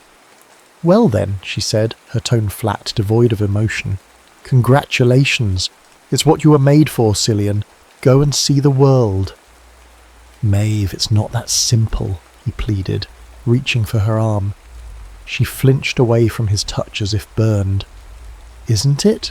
she asked, her voice quiet but edged with steel. "You're a visitor. You were always just passing through. I hope you get everything you want." She turned and walked back to the cottage, her back straight and rigid. She didn't look back. She was pushing him away, preempting the abandonment she saw as inevitable, choosing to make the cut herself rather than wait for the blade to fall. The emotional low point was a brutal diptych of solitude. For Cillian, it was a sterile hotel room in Galway, where he'd driven to think. The lucrative contract glowed on his laptop screen, a string of zeros that promised a fortune and felt like an epitaph. He stared at it, the excited emails from Marcus pinging in his inbox, and felt an emptiness so vast and profound it threatened to swallow him whole. The entire world, with all its wonders and possibilities, had shrunk. It felt small, loud, and colourless compared to the quiet, infinite universe he had found in a crumbling lighthouse, and the steady gaze of a woman who smelled of earth and salt. For Maeve, it was the solitude she had always known, but it was different now, poisoned by a new and specific grief. That evening, alone in her tower, she watched the distant headlights of a car snake away from the village, and she allowed herself to believe it was him. She permitted herself one single shattering moment of pain, a silent sob that shook her entire body. Then she took a steadying breath, banked the fire in the hearth until it was a low, sullen glow, and went to check the light. She reinforced the solitary walls around her heart, brick by painful brick, preparing for the long, quiet vigil ahead. The beam swept out across the dark water, rhythmic and eternal, a duty that would remain long after the memory of a visitor had faded. The storm arrived not with a warning, but with a roar. It was a leviathan of wind and water, a once-in-a-generation tempest that threw the full, untamed fury of the Atlantic at the coast of Quan Royce. The sky turned a bruised, malevolent purple grey, and the sea, once a placid neighbour, became a raging beast, clawing at the cliffs with monstrous foam-flecked hands. Cillian was still in Galway, marinating in his misery, when he heard the news on the crackling radio of a pub. The peninsula was cut off. Power lines were down. He thought of the lighthouse, of Maeve's quiet words about the backup generator, its engine old and notoriously unreliable. A cold primal fear, sharper and more potent than any professional anxiety he'd ever known, seized him. He didn't think. He acted. Driven by a desperate, illogical need to be there, he threw cash on the bar and ran to his car. The drive back was a battle against the elements. The wind hammered the car, trying to tear it from the road. Rain lashed the windscreen in blinding sheets, the wipers fighting a losing war. Branches and debris littered the tarmac. But Cillian drove on, his knuckles white on the steering wheel, his focus narrowed to a single point of light he prayed was still burning. When he finally reached the lighthouse, skidding to a halt in the mud-slicked yard, the generator was silent. The only sounds were the shriek of the wind and the deafening crash of the waves. The great light above was still turning, but its movement was erratic, faltering. He burst through the cottage door, unlocked as always, and took the spiral stairs of the tower 2 at a time, his heart pounding in his throat. He found her in the lantern room. She was soaked, her hair plastered to her face, her body straining against the massive manual crank of the light's clockwork mechanism. Her face was a mask of grim determination, her muscles taut with the effort of forcing the colossal lens to continue its life-saving rotation. In the distance, through the storm-lashed glass, he could just make out the faint lights of a fishing boat, caught dangerously close to the rocks, relying on this single faltering beam for its survival. He didn't have to ask. He lunged for the other side of the crank, his hands finding their place opposite hers. They fell into a rhythm born of pure necessity, their bodies moving in a desperate synchronized dance against the storm. They were a single entity, a four-armed, two-hearted machine, pushing and pulling, their breaths ragged, their muscles screaming in protest. The great light steadied, its beam once again a reliable, sweeping metronome of hope in the chaos. They worked in silence for what felt like an eternity, the storm their only soundtrack. Then, in a brief lull between the howling gusts, The tension that had been building for days finally snapped. The truth erupted from Cillian, a raw shout over the wind's dying moan. "I turned it down," he yelled, his voice hoarse. "The deal. I emailed Marcus hours ago. I told him no, or..." Maeve didn't stop cranking, her eyes fixed on the mechanism. "Why?" she gasped, the word torn from her. "Because there's nothing out there for me," he roared, the confession of physical agony. "Don't you see? I've seen it all, and it's all just noise, just empty rooms and clever sentences. This is the only thing that's been quiet enough for me to hear myself think, to feel anything at all." Her composure, the stoic armour she had worn her entire life, finally shattered. Tears streamed down her face, mingling with the rain and sweat. "I thought you were gone," she cried, her voice breaking. "I was terrified, not of the storm. I was terrified of the morning, of waking up to a world that you weren't in." That raw, desperate admission was the final blow to their restraints. The world narrowed to the small, storm-battered room, to the space between their two bodies. The fishing boat was safe now, heading for deeper water. The light could wait. He rounded the mechanism and pulled her away from the crank. Her body, trembling with exhaustion and emotion, collapsed against his. He didn't guide her so much as they stumbled together, down from the lantern room into her small Spartan bedroom below. The air was cold, the only light the wild, intermittent flashes of lightning that illuminated the room like stark photographs. Her soaked clothes were a cold barrier between them, and they tore at the buttons and fabric with fumbling, desperate hands, a frantic need to erase every last separation. Their coming together was a collision, fierce and tender all at once. It was a brute claiming of territory and a gentle surrender, a desperate search for shelter in the storm of each other. His mouth found hers, and the kiss was not soft but ravenous, tasting of salt and rain and days of unspoken longing. It was the taste of homecoming. He laid her down on the simple cot, the rough wool of the blanket scratching against their bare skin. In the flickering elemental light he saw her, truly saw her, not as a keeper of the light, but as a woman, vulnerable and open and wanting him.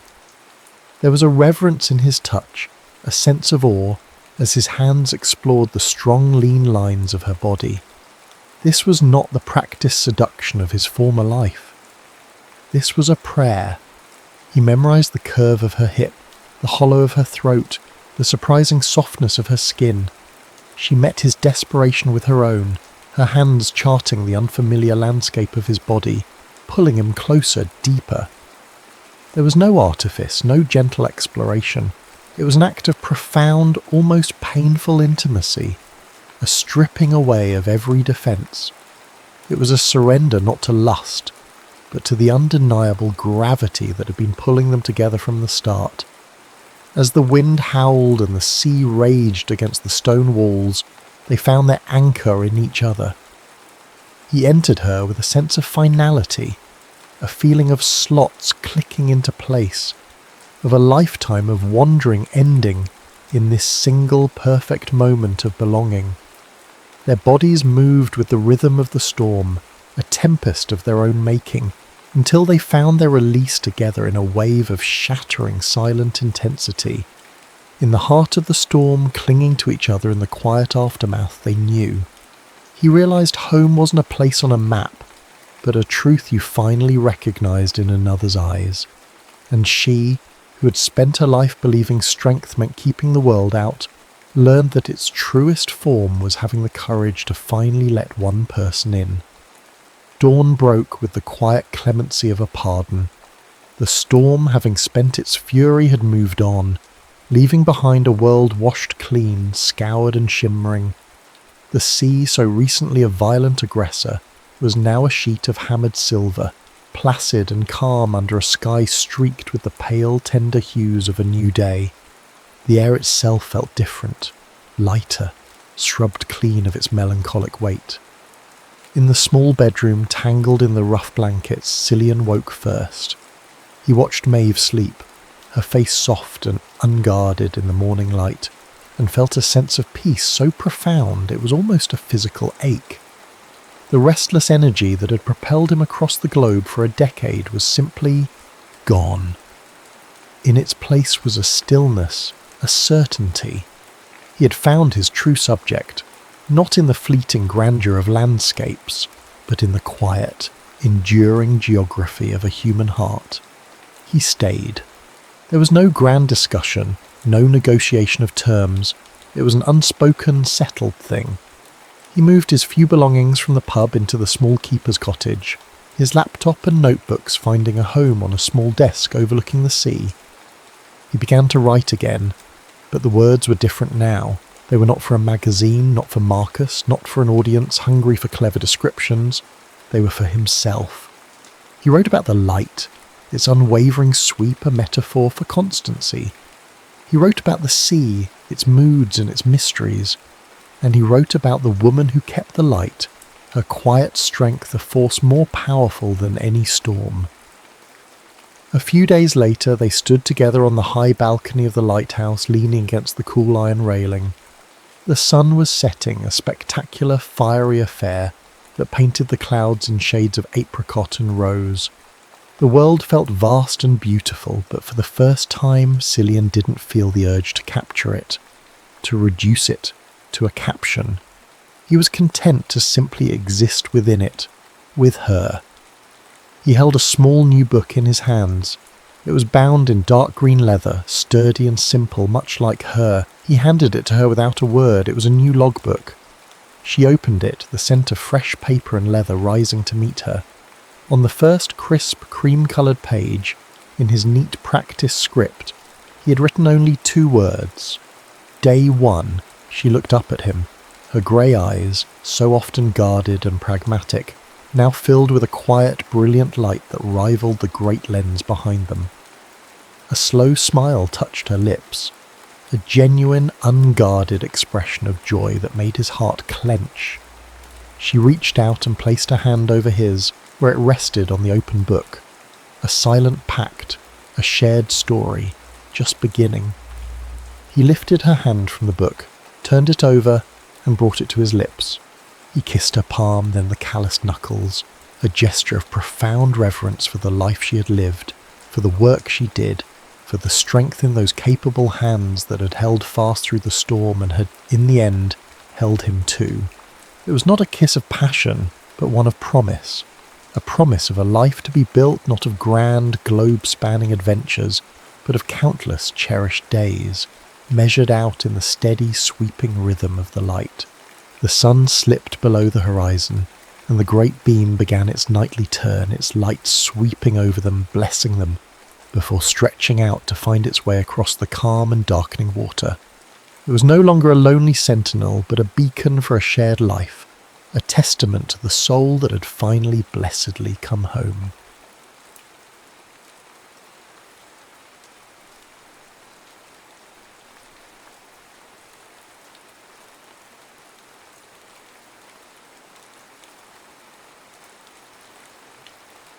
The Woman at Walheim. The Austrian hamlet of Walheim slept under a sky the colour of washed-out linen, a quiet corner of the world tucked away in the rolling green hills of the Salzkammergut. It was the early autumn of 1922, and though the Great War had been over for 4 years, its ghost still lingered in the crisp mountain air, a palpable presence in the silence that had settled over the valley. Here, the pastoral beauty of the landscape, with its gentle slopes and tidy farms, offered a stark, almost cruel contrast to the emotional scars that ran deep in the hearts of its people. The atmosphere was one of quiet melancholy, of a world slowly, painstakingly learning to heal, a sentiment that echoed the gentle yet profound emotional depth of a Gaskell novel. Victor had come to Walheim seeking anonymity, a place where the ghosts of the trenches might finally be laid to rest. He was a man hollowed out by the war, his youth and laughter buried somewhere in the mud and blood of the Italian front. Now, In his late 20s, his face was a mask of quiet observation, his eyes the colour of a stormy sky, holding a profound sadness that he kept carefully guarded. He was tall and broad-shouldered, his body honed by years of hard labour, but his hands, though strong and capable, would sometimes tremble with the memory of things he would not voice. He sought solace in the grounding, repetitive work of the farm, the steady rhythm of the scythe, the warmth of the animals, the solid feel of the earth beneath his boots. Greta, on the other hand, was as rooted to the land as the ancient pear tree that stood in the centre of her family's farm. She was a woman of 25, though the weight of responsibility had etched fine lines around her eyes and mouth, making her appear older. With her parents gone, she managed the small farm with a quiet determination, caring for her two younger siblings, Lena and Jacob, with fierce protective love. She was the resilient heart of her small world, a woman of immense strength and quiet grace, but her heart was bound by a solemn promise, a vow made in the first flush of youth to her childhood fiancé, Franz, who was presumed to have died in the war. The memory of him was a constant bittersweet ache, a ghost she had learned to live with, a silent companion in her solitary life. Victor arrived at Greta's farm on a cool September morning, the mist still clinging to the valley floor. He had heard in the village that she was in need of a farmhand, and he had come offering his services. Greta, standing in the doorway of the farmhouse, her hands wrapped in her apron, studied him with a steady, appraising gaze. She saw the weariness in his eyes, the way he held himself as if braced for a blow, and in that moment she recognized a fellow survivor, a soul as scarred as her own. She hired him without asking for references, a decision guided by an instinct she could not explain. Victor proved to be a good worker, his silence a welcome respite from the well-meaning but often intrusive chatter of the villagers. He moved with a quiet competence, his hands sure and steady as he mended fences, chopped wood, and tended to the animals. He and Greta fell into a comfortable rhythm, their days measured by the cycles of the land, their communication often consisting of no more than a shared glance, a nod of understanding. But in the quiet evenings, after the children were asleep and the chores were done, a fragile bond began to form between them. Their first real connection, the first spark of something more than just shared labour, came on a quiet evening in the late October. A storm had blown in from the mountains, the wind howling through the valley, rattling the windows of the old farmhouse. One of the horses, a young mare named Liesel, had become spooked by the storm, her frantic whinnies echoing from the barn. Greta, her face pale with worry, had gone out to calm the animal, but Liesel, her eyes wide with fear, would not be soothed. Victor, seeing her struggle, had followed her out into the storm. He said nothing, simply moved past her into the stall, his presence calm and reassuring. He began to speak to the horse in a low, gentle voice, his words a soft murmur against the roar of the wind. He reached out a hand, not to touch the mare, but to simply let her know he was there. Slowly Liesel's trembling subsided, her whinnies softening to a low nicker.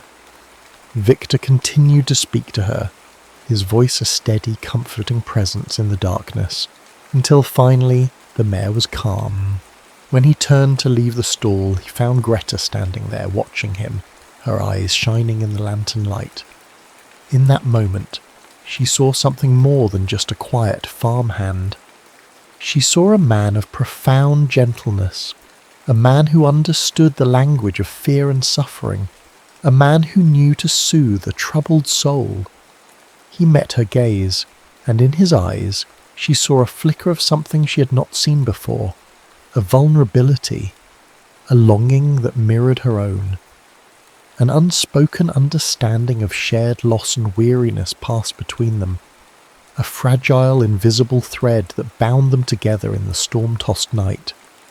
From that night on, the silence between them was no longer empty, but filled with a new, unspoken awareness.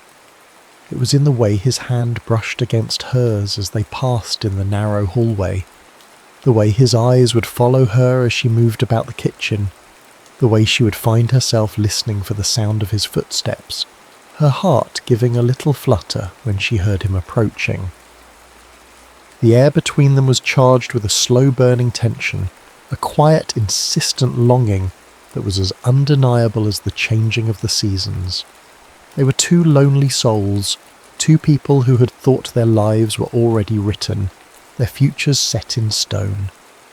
But in the tranquil, isolated beauty of Walheim, amidst the lingering shadows of the past, a new and unexpected love was beginning to take root, a fragile blossom in the autumn of their lives. It was a love born of shared sorrow and quiet understanding, a love that held the promise of healing, of finding peace in a world that had been shattered by war. And as the days grew shorter and the nights grew longer, as the first snows of winter began to dust the mountain peaks, Victor and Greta found themselves on the cusp of a journey they had never expected to take, a journey into the uncharted territory of the heart. The passing of autumn into the quiet heart of winter brought with it a deepening intimacy between Victor and Greta. The raw, unsettled energy that had first defined their interactions mellowed into a steady, comforting rhythm, as reliable as the rising and setting of the pale winter sun. Their days were a shared narrative written in the language of the land, the sharp ring of the axe on wood, the soft lowing of cattle in the barn, the companionable silence of two people working side by side, their movements synchronized by a mutual understanding that transcended words. Victor's quiet competence became the scaffolding upon which Greta leaned, a steadying presence that eased the burden she had carried alone for so long. He began to speak, not in a torrent, but in fragments, like shards of a broken mirror reflecting a past he was slowly learning to piece back together. He never spoke of the horror, the deafening roar of artillery or the screams of the dying. Instead, he shared the strange, quiet moments of humanity he had witnessed between battles. He told her of a German soldier who had risked his life to save a stray dog trapped in no man's land, of the shared Christmas truce when enemies had sung carols to one another across the frozen mud, of the simple, profound beauty of a single poppy growing amidst the devastation. In these stories, Greta saw not the soldier, but the man, a man who had clung to his humanity in the face of unspeakable brutality. In turn, Greta found herself opening up to him in a way she never had with anyone else. She spoke of Franz, not as the ghost that stood between them, but as the boy she had known, the boy who had dreamed of building a new barn and planting an orchard of apple trees.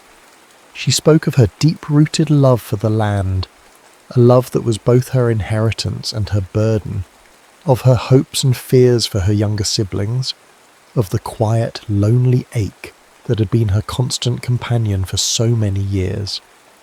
In Victor's quiet, attentive presence, she felt seen, understood, as if the carefully constructed walls around her heart were beginning finally to crumble. One cold, wind-swept afternoon, while clearing out a small, disused shed, Victor came across a small wooden box. Inside, nestled amongst some old tools, was a half-finished wood carving of a bird, a kestrel with its wings half spread, its form still rough and unrefined. He knew without asking that it had been Franz's. He had seen the same patient, deliberate marks in the way Franz had repaired a broken gate, the same careful attention to detail in the sturdy construction of the old chicken coop. He took the carving back to his small room in the attic, and in the quiet hours of the evening, by the flickering light of a single candle, he began to work. His hands, which had once held a rifle, now held a small, sharp knife. He worked slowly, painstakingly, his touch both firm and gentle. He was not trying to erase Franz, to replace him, but rather to honour him, to finish what had been left undone. It was an act of reverence, a way of acknowledging the ghost that stood between them, of giving it a form, a tangible presence. He worked on the carving for weeks, each delicate shaving a prayer, each smooth curve a silent promise. He finished it on the eve of the winter solstice. The kestrel was now a thing of beauty, its wings poised for flight, its feathers so finely detailed they seemed almost real. He found Greta in the kitchen, her hands deep in a bowl of dough, her brow furrowed in concentration. He said nothing, simply placed the finished carving on the table in front of her. She looked up, her eyes widening in surprise. She reached out a flour-dusted hand and gently touched the bird's wing. The moment was thick with unspoken emotion, a silence so profound it seemed to hum in the air between them. In that small wooden bird she saw not just the memory of the boy she had lost, but the presence of the man who had found her. It was a mutual acknowledgement of the past that haunted them and the future that was beginning, tentatively, to bloom. A single tear traced a path through the flower on her cheek, and when she looked up at him, her eyes were filled with a gratitude so deep it left her breathless. The turning point came during the village's annual Winterfest. The day had been bright and cold, the air filled with the sounds of laughter and music, the scent of roasting chestnuts and mulled wine. For the first time in years, Greta felt a lightness in her heart, a sense of hope that was as intoxicating as the spiced wine she sipped. She watched Victor as he effortlessly lifted young Jakob onto his shoulders so he could see the puppet show, a rare, genuine smile gracing his lips. In that moment her heart gave a lurch, a sudden, fierce recognition of a feeling she had long thought buried. They returned to the farm as evening fell, the laughter of the village fading behind them. The warmth of the day had vanished, and the wind was beginning to bite. Inside the farmhouse, a cheerful fire was crackling, and Lena and Jakob were chattering excitedly about the festival. As Greta helped them out of their coats, she glanced out the window. The sky overhead had deepened to a bruised purple, and the first flakes of snow were beginning to drift down. "A storm is coming," she said, her voice quiet. "Victor, would you help me check on the animals? I want to make sure the barn is secure." He nodded, and they pulled their coats back on, leaving the warm, noisy kitchen for the biting cold outside. The wind was stronger now, howling down from the mountains and whipping the snow into a frenzy. They hurried across the yard to the barn, the heavy wooden door groaning in protest as they pushed it open and slipped inside. They were plunged into a sudden, muffled silence. The only sounds were the roar of the wind outside and the soft, contented rustling of the animals in their stalls. A single lantern cast a warm, golden circle of light in the vast, shadowed space. The air was thick with the familiar, comforting scent of hay and animals and cold stone. They stood for a moment, breathless and dusted with snow, the world outside entirely shut away, leaving only this intimate, protected space. "That came on fast," Greta said, her voice softer than she intended. Victor nodded, his eyes fixed on her. The lantern light caught the snowflakes melting in her hair, turning them into tiny, glistening jewels. He reached out, his movements slow, deliberate, and brushed a flake from her temple. His fingers, rough from work but surprisingly gentle, lingered for a fraction of a second against her skin. It was a touch that changed everything. The air between them, already charged, became electric. The silence was no longer empty but filled with the deafening beat of their own hearts. He did not move his hand away, but let it cup her jaw, his thumb stroking softly along her cheekbone. She leaned into his touch, her eyes fluttering closed, a soft sigh escaping her lips. He lowered his head, his gaze intense, searching hers for a sign, a signal. She gave it to him, rising slightly on her toes, her body swaying towards his.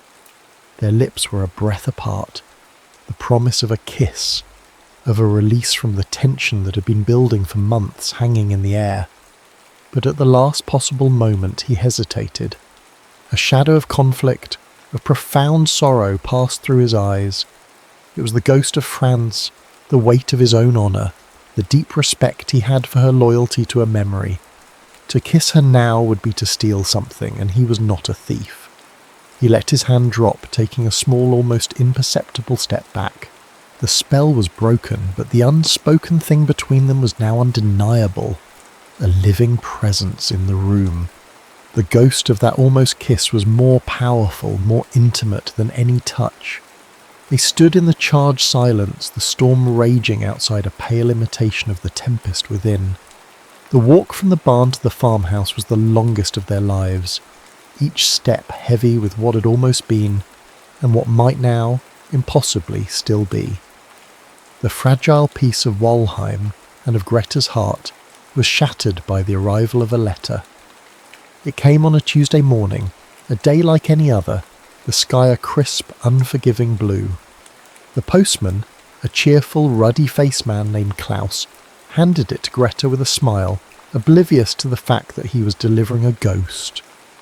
The envelope was thin and worn, the handwriting unfamiliar, the postmark from a city in France she had never heard of.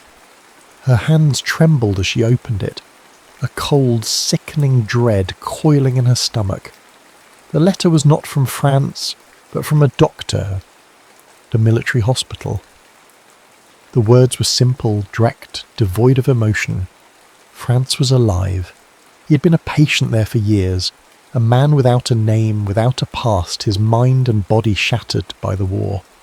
A recent breakthrough, a flicker of memory, a name whispered in a fevered dream, Greta, had led them to her. He was coming home, the world tilted on its axis. The solid, comforting reality of her life, the farm, the children, Victor, dissolved into a dizzying, chaotic blur. France. Alive. The words were impossible, a cruel joke, a nightmare from which she could not wake. She stood in the middle of the kitchen, the letter clutched in her hand, the world around her silent and still. She felt nothing, a strange, hollow emptiness where her heart should have been. Victor found her there minutes later, her face as white as the snow outside. He saw the letter in her hand, the look of stunned disbelief in her eyes, and he knew, with a terrible gut-wrenching certainty, that something had broken. She handed him the letter without a word, her eyes pleading with him to tell her it wasn't true, that it was all a terrible mistake. He read the words, his own heart turning to ice. He looked at her, his face a mask of stone, but his eyes held a universe of pain. Franz returned a week later. The man who stepped off the train at the small Walheim station was a stranger. He was thinner, his face gaunt, his eyes holding the haunted, vacant look of a man who has seen too much. He walked with a limp, his body a testament to the brutality of the war, but it was him, it was Franz. He looked at Greta, a flicker of recognition in his eyes, a ghost of the smile she remembered, and he whispered her name. In that moment, Greta's world, the world she had built with Victor, the world of quiet understanding and unspoken love, crumbled to dust. This was the man to whom she had promised herself, the man she had sworn to love, to honour, to wait for. How could she turn him away? How could she deny him the life that had been stolen from him? Victor, a man of quiet, unshakable honour, understood. He saw the impossible choice she faced, the unbearable weight of her duty. He saw his own presence on the farm in her life as an intrusion, a complication she did not need. That evening, as the shadows lengthened and the cold deepened, he told her he was leaving. "He is your future, Greta," he said, his voice low and steady, betraying none of the turmoil in his heart. "I was just a visitor, Greta," overwhelmed by the shock of Franz's return, by the crushing weight of her own sense of duty, could not find the words to ask him to stay. She wanted to scream, to rail against the unfairness of it all, to tell him that he was not a visitor, that he was her home, but the words caught in her throat, strangled by a lifetime of promises, by the sad, lost look in Franz's eyes. Her silence was a blow to Victor, a confirmation of his deepest fears. He misinterpreted it as relief, as her final unspoken choice. He saw in her silence not the agony of a torn heart, but the quiet acceptance of a woman returning to her rightful place. The days that followed were a living hell. The farmhouse, once a sanctuary of quiet comfort, was now a prison of unspoken words and simmering tensions. The air was thick with the ghosts of what might have been, with the palpable presence of a love that was now forbidden. Franz, though physically present, was emotionally absent, a hollow shell of the man he had once been. He would sit for hours by the fire, his eyes vacant, his mind lost in the labyrinth of his own broken memories. For Victor, the fresh pain of this new loss was a trigger, a spark that ignited the smouldering embers of his own trauma.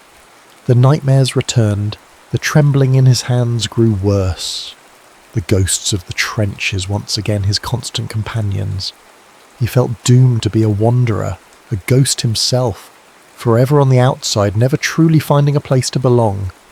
He had found a fragile peace in Walheim, in Greta, and now it was being ripped away from him, leaving him more broken, more lost than before. Greta watched him, her heart breaking with every tremor of his hand, every shadow that crossed his face. She was trapped, imprisoned by her own honour, torn between her duty to the broken man who had returned and her desperate, all-consuming love for the quiet man who was healing her. The pastoral beauty of Walheim, once a source of solace, now seemed to mock their pain, its quiet no longer peaceful but heavy with unspoken words and shattered hopes. She was watching the only true peace she had ever known, the only true love she had ever felt, pack his meagre belongings and prepare to walk away from her, and she was powerless to stop him. The silence in the house was a deafening roar, a testament to all the things they could not say, to the love that was being sacrificed on the altar of duty. The morning of Victor's departure dawned cold and grey, the sky a leaden blanket that seemed to press down on the valley, suffocating all hope. He had packed his few belongings in a small worn canvas bag. He moved with a slow, deliberate purpose, each action a final, painful severance of the ties that bound him to this place, to her. Greta watched him from the kitchen window, her heart a leaden weight in her chest. She had not slept, her mind a torment of unspoken words, of what-ifs and if-onlys. Franz was sitting by the fire, his hands wrapped around a mug of coffee, his eyes, for the first time since his return, clear and focused.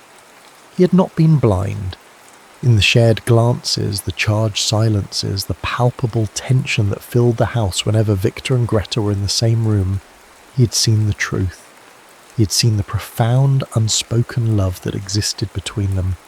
A love that was a living, breathing thing, a stark contrast to the faded, ghostly memory of what he and Greta had once shared. He turned to her, his voice quiet but firm. "You love him." It was not a question, but a statement of fact. Greta flinched, her eyes filling with tears. She could not deny it. She could not lie to this man who had already lost so much. "He is a good man," Franz continued, his gaze steady, his voice devoid of bitterness. "I have seen the way he looks at you. It is the way a man should look at the woman he loves. It is the way I used to look at you before. He gestured vaguely, a small helpless movement of his hand that encompassed the war, the hospital, the years of lost memories. He rose from his chair and came to stand before her, his hand still clutching the warm mug. "My war is over, Greta. I have come home, but I am not the same man who left. I don't think that man exists anymore. I want to find peace, not a prison. And you deserve to be happy. You deserve a love that is real, that is present, not a promise made to a ghost." He reached out and gently took her hand. "Go to him," he said, his voice thick with an emotion she could not name. Regret, resignation, a quiet, profound dignity. "You are released from your promise. Go." The words were a key, unlocking the cage of duty and honour in which she had been trapped. Freed from her obligation, she did not hesitate. She ran from the house, her feet flying over the frozen ground, her heart pounding in her chest. She found Victor at the edge of the village, his bag slung over his shoulder, his back to her, about to walk out of her life forever. "Victor!" she cried, her voice raw with desperation. He stopped, his shoulders tensing, but he did not turn around. She ran to him, her breath coming in ragged gasps, and stood before him, her face revealing everything she had been unable to say, her love, her pain, her desperate, all-consuming need for him. He turned then, and seeing her, really seeing her, the truth of her love reflected in her tear-streaked face, he understood.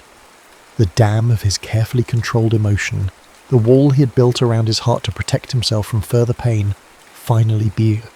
"Greta," he whispered, his voice cracking. I thought I had to leave. I thought it was what you wanted." "No," she choked out, the single word a torrent of emotion. "No, I want you. Only you." He pulled her into his arms, his mouth finding hers in a kiss that was not one of gentle longing, but of desperate, pent-up passion. It was a raw, explosive release of all the pain, the fear, the unspoken desire of the past months. It was the taste of salt and snow, of sorrow and salvation. It was a confirmation that their souls had long been intertwined, that they were two halves of a whole, two broken pieces that could only find wholeness in each other. He lifted her into his arms and carried her back towards the farm, his long strides eating up the ground, his purpose clear, his destination certain. He took her not to the house, but to the barn, to the hayloft where their love had almost been born. He laid her down in the soft, sweet-smelling hay, the scent of it a memory, a promise. The lantern cast a halo of gold around them, a sacred circle in the gloom, muffling the sound of the storm outside. What followed was a desperate healing fusion of two souls, an act that transcended lust to become a form of worship. His hands, no longer trembling, mapped the curves of her body through the coarse wool of her dress, his touch both a question and a claim. He found the buttons of her bodice, his fingers fumbling with an urgency that made her breath catch. The first touch of his warm palm against the cool skin of her collarbone was a shock, a brand. She arched into him, a soft, involuntary sound escaping her lips. He undressed her not slowly, but with a raw, reverent haste, his eyes never leaving hers.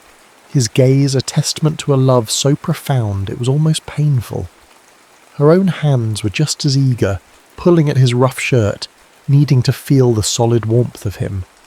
Her fingers traced the hard planes of his chest, the taut muscles of his stomach, and then, with a tenderness that made his eyes close, the raised, silvered scars on his back. Each one was a story she wanted to know, to heal with her touch, with her lips. Their coming together was a slow, deliberate act of surrender, a vulnerable, deeply emotional communion. It was the heat of skin against skin in the cold air, the whisper of breath, the scratch of hay, the silent, desperate prayer of two people who had been lost and had finally found their way home. He entered her with a reverence that shattered her, a joining that was less a taking and more a homecoming. She followed his lead without thought, her body finding his rhythm, their connection unfolding like a dance of pure, unadorned need. It was a release, a letting go of all the pain, the fear, the loneliness. In that hayloft, amidst the scent of hay and the quiet stillness of the winter morning, they found not just pleasure, but redemption. They found a sanctuary, a place where their brokenness could be made whole, where their scars could be seen not as marks of damage, but as proof of their survival. Victor realized in that moment that love was not another battlefield to be lost, but a sanctuary to be cherished, a place of safety and healing. And Greta understood that true honour lay not in keeping a promise made to a ghost, but in embracing the living, breathing love that had saved her, that had brought her back to life. They were no longer two separate, lonely souls, but one, their hearts beating in unison, their futures finally, irrevocably intertwined. Victor stayed.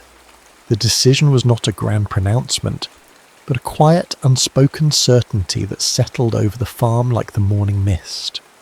His bag, once packed for departure, was unpacked, and its meagre contents returned to the small attic room that was now, finally, his home. Franz, with a quiet grace that spoke of a wisdom forged in the crucible of immense suffering, gave them his blessing. Walheim, he said, held too many ghosts for him, too many memories of a life that no longer felt like his own. He decided to move to Salzburg, to a larger town where he could build a new life for himself, a life unburdened by the past. He left not as a tragic figure, but as a man who had found a different kind of peace, a man who had chosen to let go of what was lost in order to make room for what might yet be found.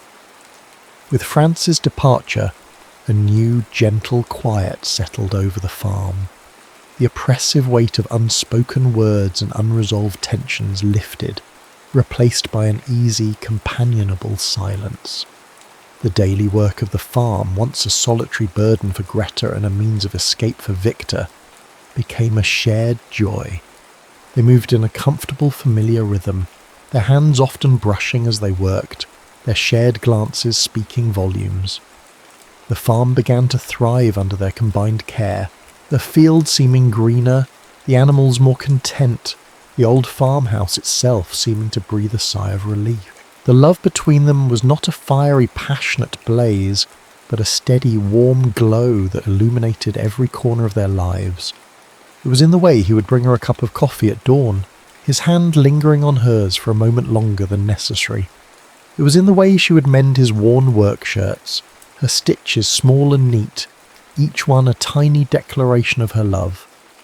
It was in the easy laughter they shared over the dinner table, in the comfortable silence they fell into as they sat by the fire in the evenings, her head resting on his shoulder, his arm wrapped securely around her. Months passed. Winter gave way to a tentative spring, the snow melting to reveal the rich, dark earth, the first green shoots pushing their way towards the sun. The world was waking up, being reborn, and with it so were they. The shadows in Victor's eyes began to recede, replaced by a quiet contentment, a sense of peace he had never thought possible. The premature lines of worry on Greta's face softened, her smile now a frequent, radiant thing that lit up her whole being. One cool spring evening, as the setting sun cast a golden glow over the valley, Victor sat on the front porch, a small block of wood and his carving knife in his hands. He worked with a quiet concentration. His hands, once a source of shame and a reminder of his trauma, now a source of creation, of beauty. He was no longer finishing someone else's work, but creating something entirely new, something born of his own heart. He presented it to her later that evening, as they sat together in the quiet twilight. It was a small, intricately detailed carving of a woman tending to a garden, her face turned towards the sun, a look of serene joy on her features. It was Greta. He had captured her strength, her resilience, her deep, abiding love for the land, all in that small piece of wood. She took the carving from him, her fingers tracing the delicate lines. She looked from the carving to him, her eyes full of a love so deep, so profound, it needed no words. He reached out and took her hand, no longer trembling, but strong and steady, and held it to his heart. They stood there for a long time, two silent figures silhouetted against the deepening twilight, looking out over the fields of Walheim. The air was filled with the sweet scent of damp earth and new blossoms, the sound of the evening birdsong a gentle symphony. The peace they had found was not the absence of scars, but the healing of them together. Their pasts had not been erased, but integrated into the fabric of their present, the threads of their individual sorrows woven together to create a tapestry of shared love, of mutual understanding, of profound, enduring joy. The melancholy had lifted from the valley, replaced by a quiet, hopeful hum, and on the small farm in the heart of Walheim, a love that had been born in the shadow of loss had finally gloriously come into full bloom, a testament to the resilience of the human heart, to the transformative power of a love that was both a sanctuary and a home.